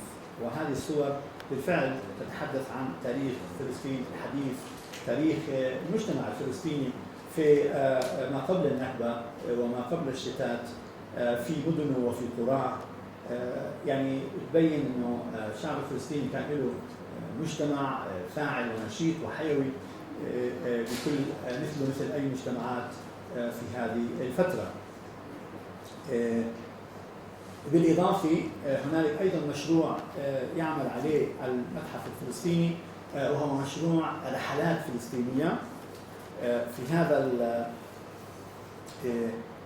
يعني هذا المشروع هو عبارة عن دمج لمشروعين اثنين، مشروع اللي بدأ المتحف الفلسطيني واسمه حكايات فلسطينية Palestinian Stories، والثاني هو المسرد الزمني لمؤسسة الدراسات الفلسطينية. يعني احنا بنشتغل مع مؤسسة الدراسات على هذا المشروع.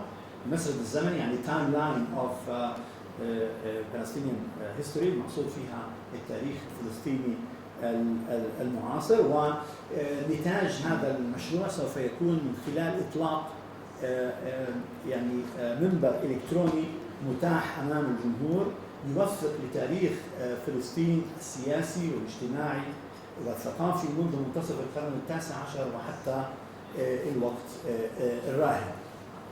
فهذول المشروعين الأساسيين اللي بيشتغل عليهم المتحف الفلسطيني. هذا نموذج من Palestinian Journeys، فيه اللي هو Discovery Page اللي بيقدر الواحد يدخل عليه، ويعني من جهة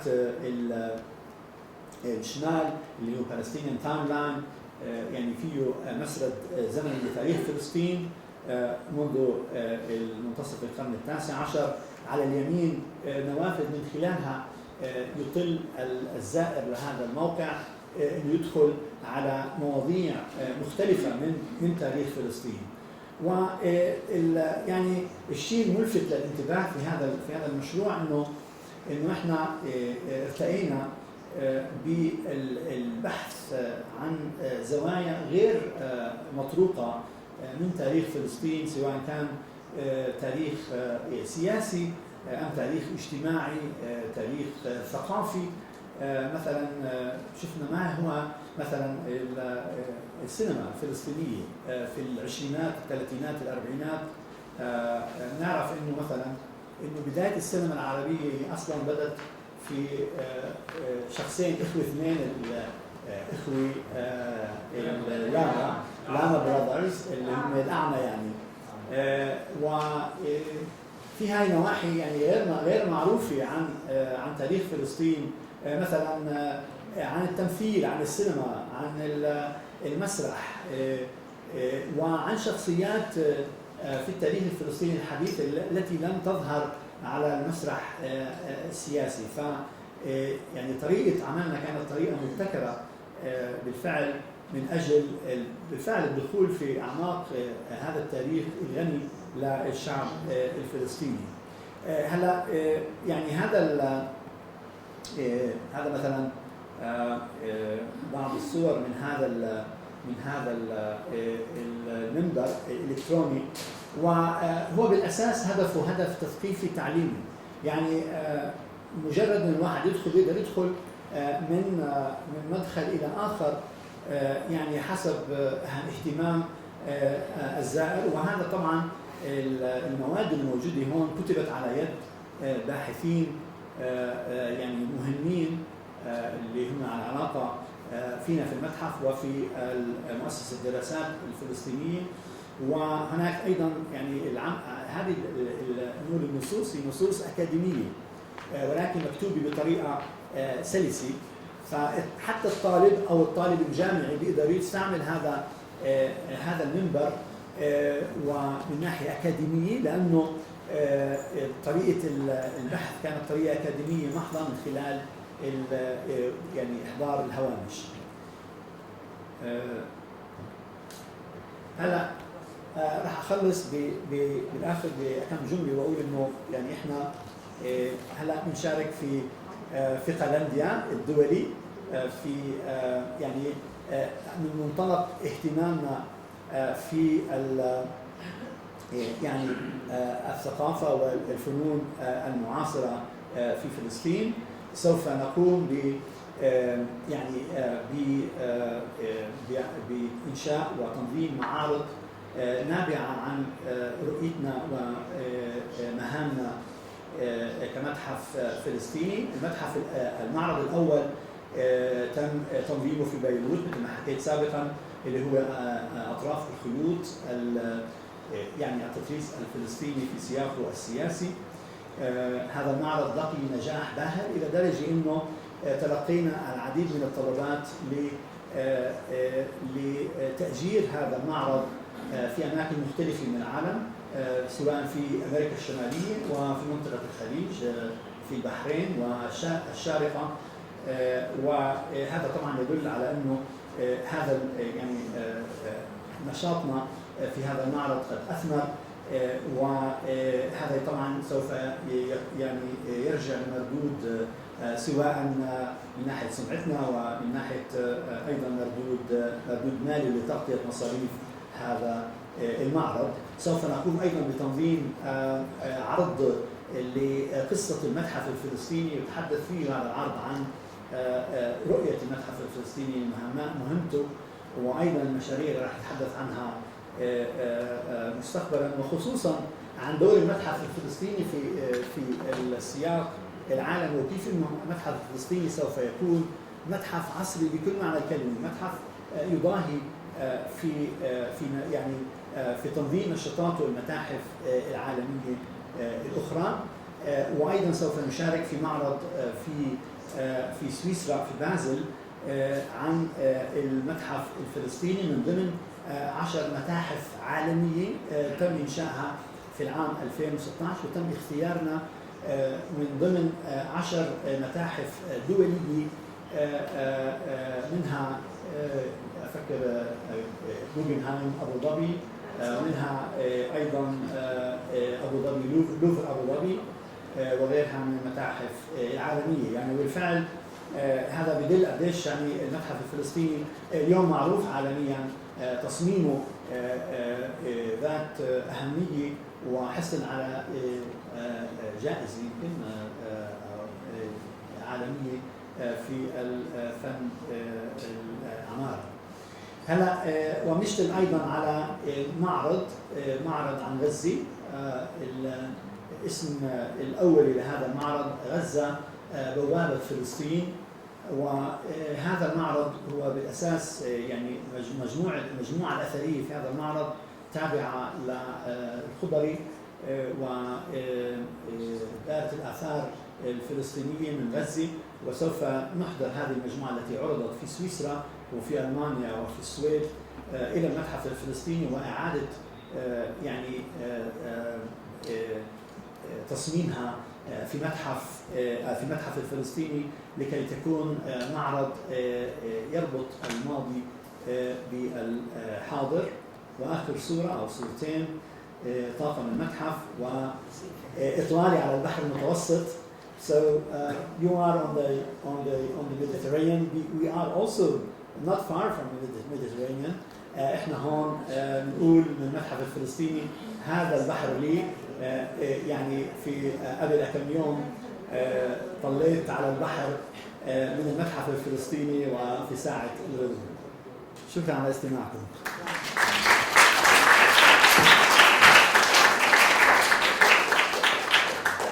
الوقت كثير تركنا، بس بحب اشكر محمود على هذا العرض العظيم عن حيثيات العمل والتطور والمستقبل لمتحف فلسطين. لابد انه تواجه تحديات اكبر مما كنا نتوقع، تحديات من حيث الخيارات الفنيه والسياسات، والاهم شيء انه يكون هذا المتحف قريب للناس، قريب للجمهور المتسع الفلسطيني. أحب أن أرى أنه ضمن برامجهم ما تكون برامج فقط برامج عملاقة لا تؤدي إلى الغرض المعرفي الأساسي اللي أنتم تصبوا له. كثير حكيت عن كل هالأشياء، صعب كثير إنه ألخص حكيت، بس استفدنا كثير من هذه الكلمة. عندنا 10 دقائق لأسئلة، إذا حدا بحب يطرح بعض الأسئلة. روان. Yeah, my question is for Myriame. Myriame. Okay. Hi, first thank you all very much for this very rich and interesting panel. My question is for Myriame.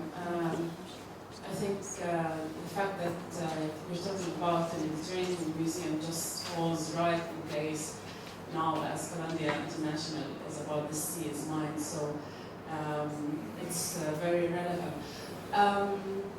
And the Mediterranean, as you just said, is this territory which peoples who lived around on the Mediterranean have for centuries shared culture, shared trade, shared interconnectivity, and so on, but maybe shared conflict also. And my question is actually particularly about if how the museum in Marseille considers or reflects on the colonial history of France particularly, and its relation with other Mediterranean regions, Algiers and the Levant particularly, and how the legacy of colonialism is a legacy of dispossession, of ethnography, and erasure of histories of other nations. So I'm really quite interested to know if this is part of your consideration, and if so, how you address this in your museum. Shall we take two more questions? And then we'll, yes.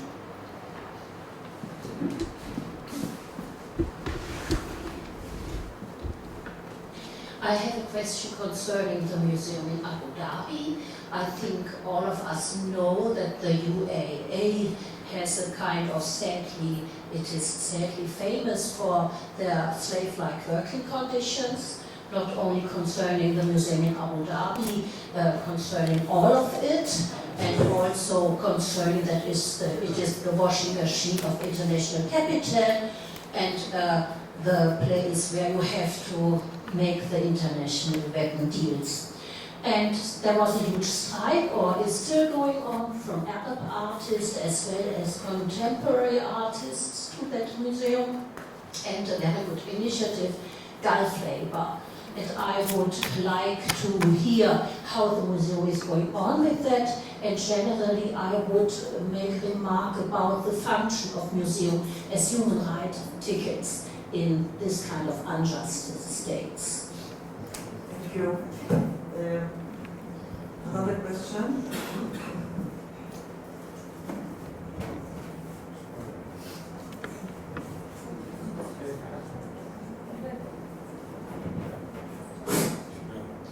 تحدث الدكتورة مريم عن أماكن مقدسة مشتركة. ماذا تعني بالأماكن المقدسة؟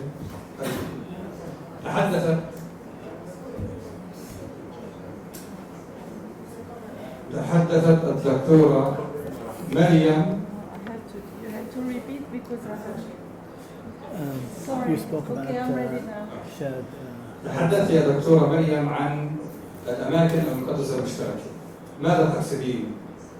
أنا بالنسبة لي كفلسطيني أوافق أن المسيحي يدخل المسجد والمسلم الكنيسة، ولكن لا أوافق أن يدخل الصهيوني إلى الأقصى، لأنه لا يدخل هو كزائر، ويدخل كإثبات وجود أن هذا وجود أن يجب أن نهدم الأقصى ومن لديهم هيكل. فلا يوجد أماكن مقدسة مشتركة فلسطين. الإسرائيليين لا يملكون أي تاريخ ديني ووطني، حتى لا يوجد آثار تثبت أن لهم وجود في القدس.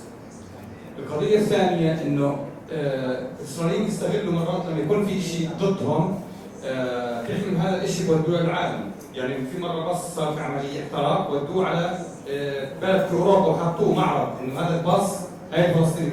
ليش ما إحنا نجيب رضاعة علي دواكشة نعمل متحف بيته يتحول لمتحف والناس تيجي تزور تشوف كيف أحرق المستوطنين طفل نائم أبوه وأمه، نحط الرضاعة نحط الفلوس نحط الكذا. هذا خارج موضوع لا هذا جزء احنا عايشين هنقوله. السؤال الأول خلينا نطرح. أنا هذا اقتراحي إن إحنا يكون إحنا نبادر إن نعمل شيء محلي في كل قرية.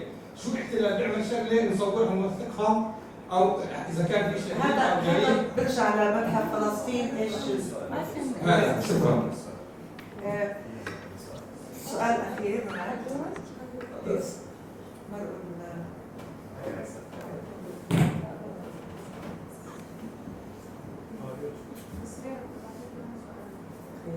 Great. Thank you so much to all of the speakers. It was really interesting, and I especially appreciated some of the resonances between the discussion about the Guggenheim Abu Dhabi and this question of collections being the real body of a museum in some way, and then also this kind of problematic in the Palestinian Museum that is still figuring out what its collection is. So you started, Mahmoud, you started your presentation with the talk about new management. And I was wondering if you could talk more about that, since by the end of your presentation, we understand that the scope of the Palestinian Museum is just beyond a universal museum in some ways.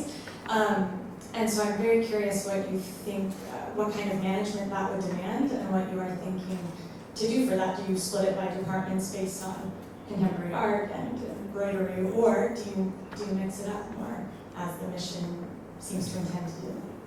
Thank you. Thank you very much. I think there is one last question. I said 3 questions before, now we have 5, but Khaldoon will be the last question. Yes. My question to Reem is like, I thought I heard you saying like the artists in America, they recognize that their produces is a legacy from the other world. Is it your statement, Guggenheim statement, the artist statement? this self-recognition, and I don't know if you can talk about it a little bit. And for Myriame, what is a successful museum? Do we count numbers, or what is it? Like when you cancel a museum, why we do this? Are we going to do this in the future also? Once we don't have numbers, we close any museum? And for the Palestinian Museum, I think you mentioned something about the identity. And how do you see, like you said, it's a private museum, and even though you talk about identity, which is more of state, more of social, more of other states there. Thank you. We start with the first question addressed to Myriame by Rohan. Yes. Yes. I just want to be sure I have understood your question. You're talking about collection, colonial collections? I'm talking about the whole concept of how a museum that considers the history of the Mediterranean or the ethnography of the culture of the Mediterranean, how does it consider the conflict and the conflict? We are in a very different position in museum because we don't have colonial collection. We have only French collection from France. We don't have colonial collections. But the question you're talking about concerns the Musée du Quai Branly. The Musée du Quai Branly has a huge problem with the origin of its collection. And this museum has chosen to treat the collection from the art history, art point of view, and to avoid the question of politics and society. And that's a great debate in France for us or in Europe. And for professionals in general. So it's not our, I'm not avoiding the question because I have something to tell about that, but we are not in this situation because we don't have those kind of collections. Pardon? Yes, but it's not a colonial collection. I have bought that 2 years ago. She's asking about the idea that... No, but there is a certain, I mean, I think she also asked a little bit about the reality in France. And when you say you kind of collect urban items or items from urban life, what life is meant with this? Because I think there is a post-colonial presence within the French state. So what does role play, for example, the banlieues? Does their life play a matter in this museum, or what? That's actually, I think, where the question leads to. So actually about how the French society is been perceived within this museum. It's not following her. I'm sorry, but I don't understand your question because you're talking too quickly, and I have something to say before to answer the first question, and then we can go on if you wish. Besides that, as we are a new Mediterranean museum without any, not much collection, we are collecting from time to time, but not south of Mediterranean for other reasons I can tell if we take the time for that.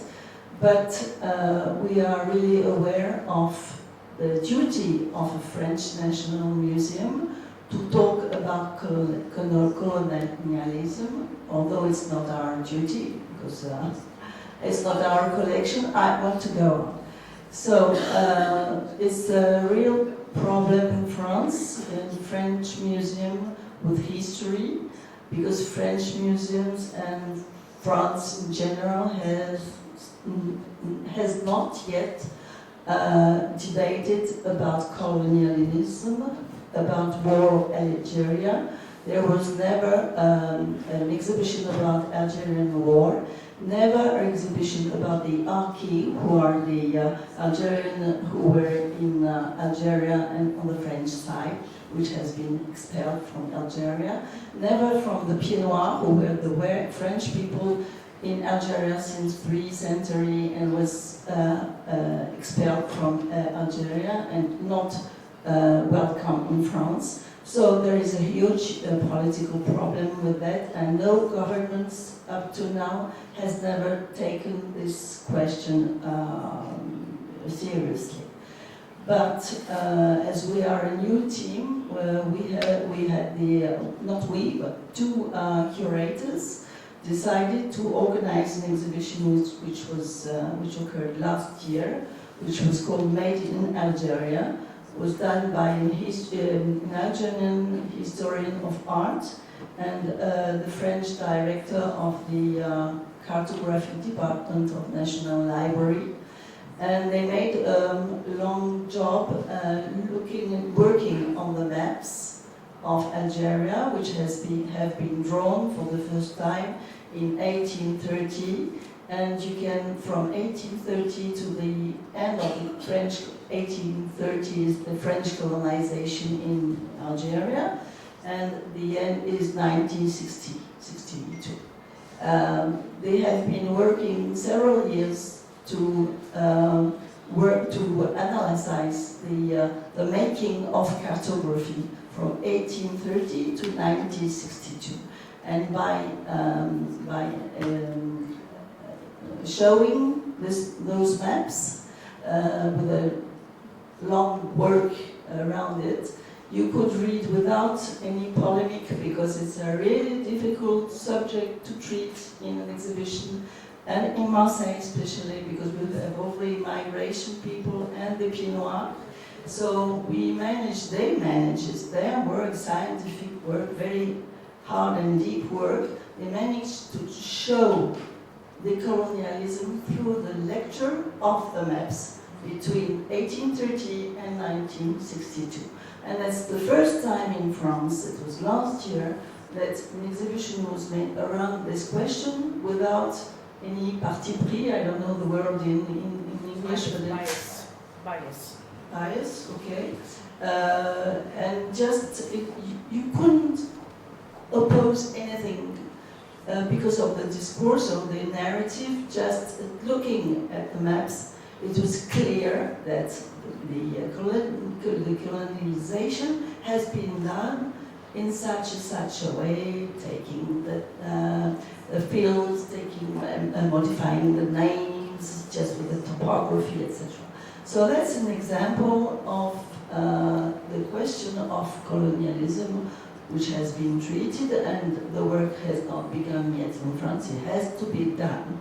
So, but we don't have those kind of collections. But we have done. The curators have done this exhibition because they wanted to say we are a Mediterranean museum, and we have to look at all the faces of Mediterranean. They are ancient history, contemporary, but the society does not exist without politics. So that was part of the answer. And we make about 3 exhibitions a year, and there is a long program, and it's all these programs of exhibition are mainly linked with academic and scientific research, and we cannot do without scientific research, and it's very long to do. We have to have doctors with us, and we can't just make an exhibition like that. It needs work, long-term work. And I can go on with the answer for the gentleman, because it's the same thing.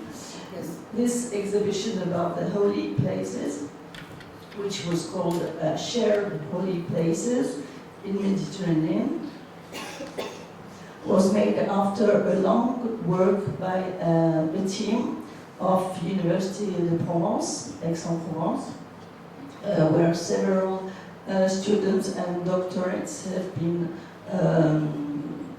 having their field avant le terrain. They were ethnologists and sociologists, and they went over Mediterranean to assist to pilgrimages and feasts in holy places, which could have been Mediterranean everywhere, in several places, which could have been shared by people, Jewish and Christians, or Christian and Muslims, etc. Doesn't mean that it has been shared by all the communities, religious communities, but some places are shared because in their religion and in their regular feast. They share the places which are holy places since prehistory. Anyway, not just of course before monotheism, and that's the result of a long research of a team. And the exhibition is the result of a research. It's not the idea, the angelistic idea of having places shared by all in the world. It's nice and we share all places. We know it's not true, but that's the result of an inquiry on those places. I don't know if it's an answer to your question. And so I finish with the third question. The third question is addressed to... No, about your question. I can say you are right, that's terrible. Do we close museum because there are no visitors? But we are supposed to be, we are now in 21st century, and money is more important than ideas, isn't that right? No. Well, it happens. No, I don't have to ask you because I understand and I share this thoughts with you, but it's compulsory. We have to be rentable. Do you say that in English? Also in museums now. No? Accountable, yes, sorry for my English. Okay. So, yes, it's a shame, but it's really sad. But as we were very, very late in our transformation in regards to the way we considered society in the 1980s as still a rural province, it was also very good that we had to change and realize that we were wrong and odd, and we had to look at the society as it is today. So, I don't know, maybe we can talk. She left, but I don't know what. No, but what was the debate is important, but I didn't understand what she said. So I really have to, because time we're already half an hour after our scheduled time. I'd like to shift to. You can talk to each other afterwards, maybe. The third question goes to Reem, which was concerning the labor force and in Guggenheim, Abu Dhabi.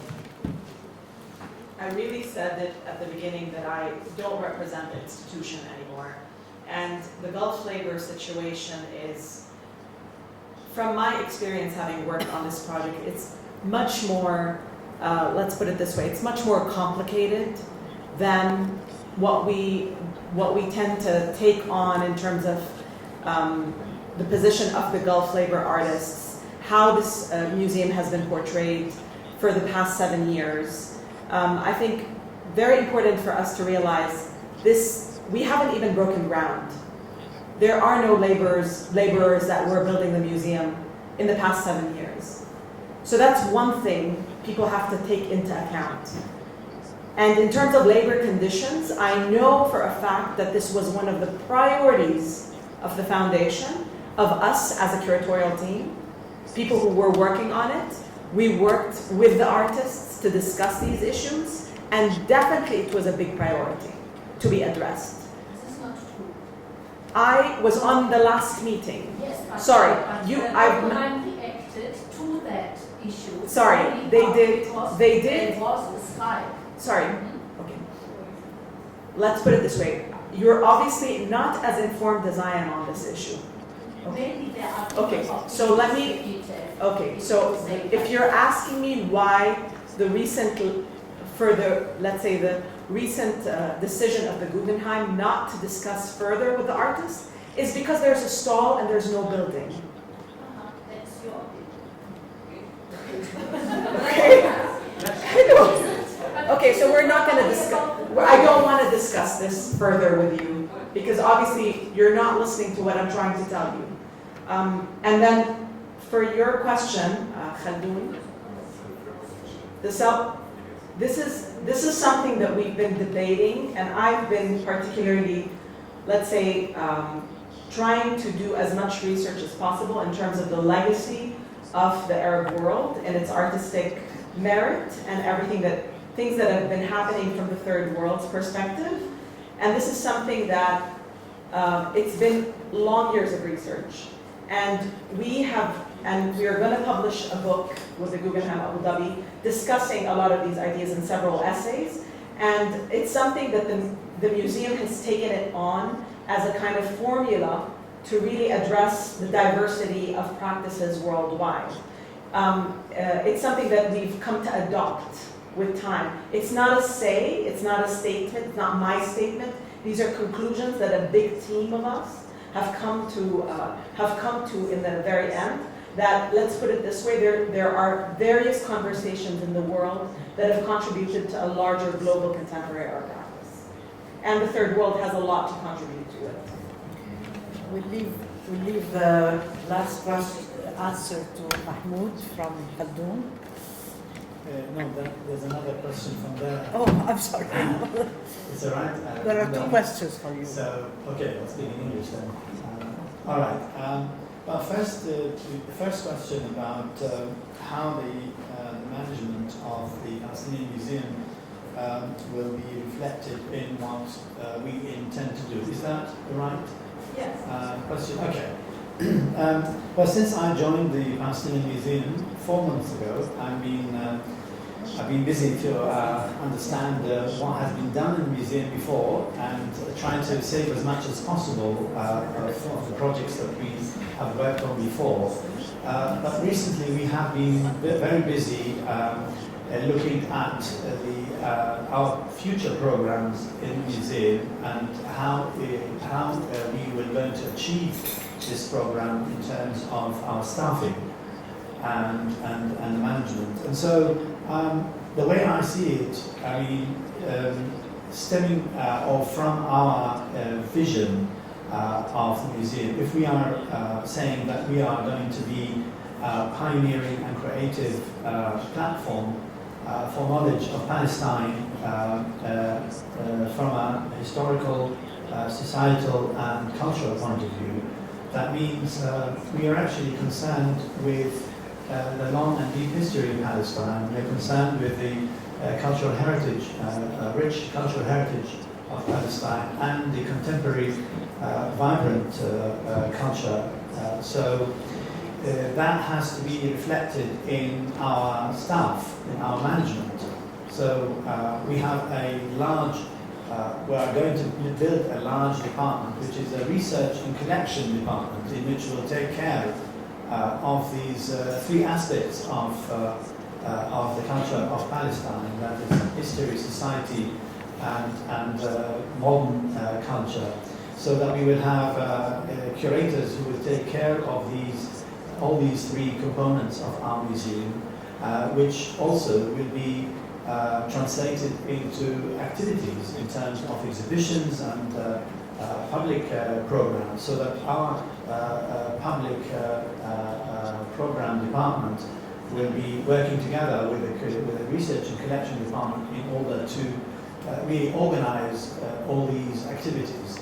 I know this is in fact, we are not trying to be Newsom here, we are not trying to be Guggenheim, but we are going to do it based on our resources here in Palestine. And I think what we're going to really overcome all these difficulties of geography, of politics, of checkpoints, of the fragmentation of the Palestinian people, through really the advances of technology and the advances of IT and all these digital platforms. And so that's what we are going to rely heavily on these advances, and so that to be able to really communicate with Palestinian communities all over the world, but also with the rest of the world, because our target not only Palestinians, but we want, to be a source of knowledge of our history, culture, and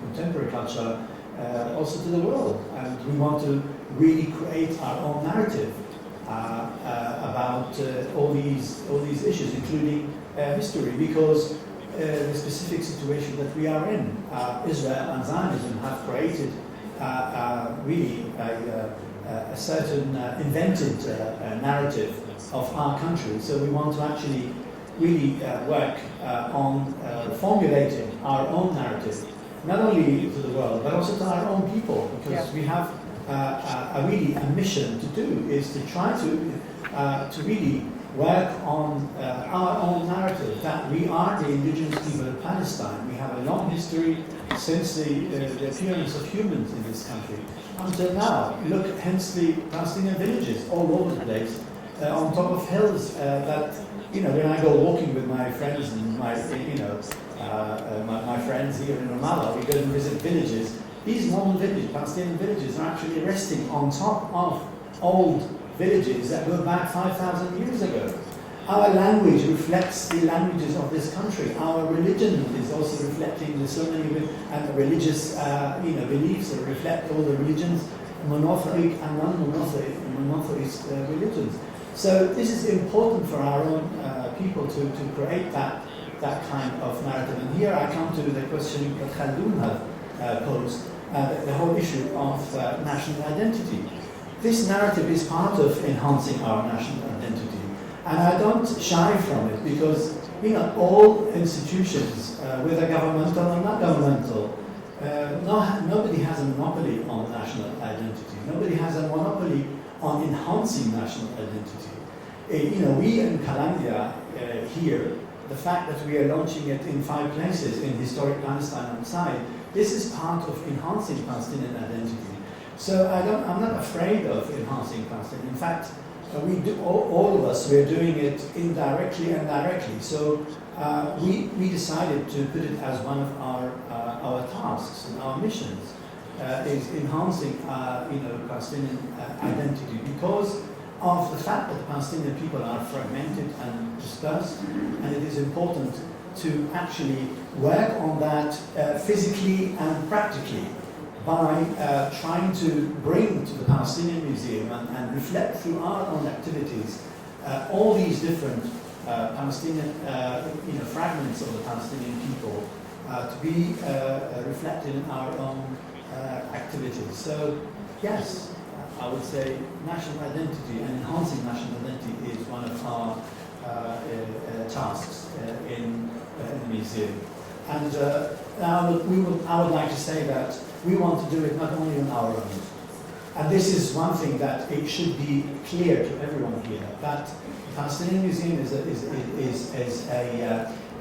a project that wants to really work with local partnerships, with civil society, with NGOs, also with governmental and with ministries and so on. And we want to be really work with everyone to make the Palestinian Museum a space for every Palestinian. Thank you. I don't think there is a need for a conclusion, because I think Mahmoud, the whole issue of the Palestinian Museum was on our minds, and how the directives that it's going to take and take heed from experiences of other museums. We wish the Palestinian Museum great success in its future endeavors, in its choices of activities and events, and its approach to get as many people as possible into the museum, despite all the constraints, political constraints and the geographic constraints that we have. I want to thank Myriame, Mahmoud and Reem for a very enlightening session, and I want to thank you all for being such good listeners.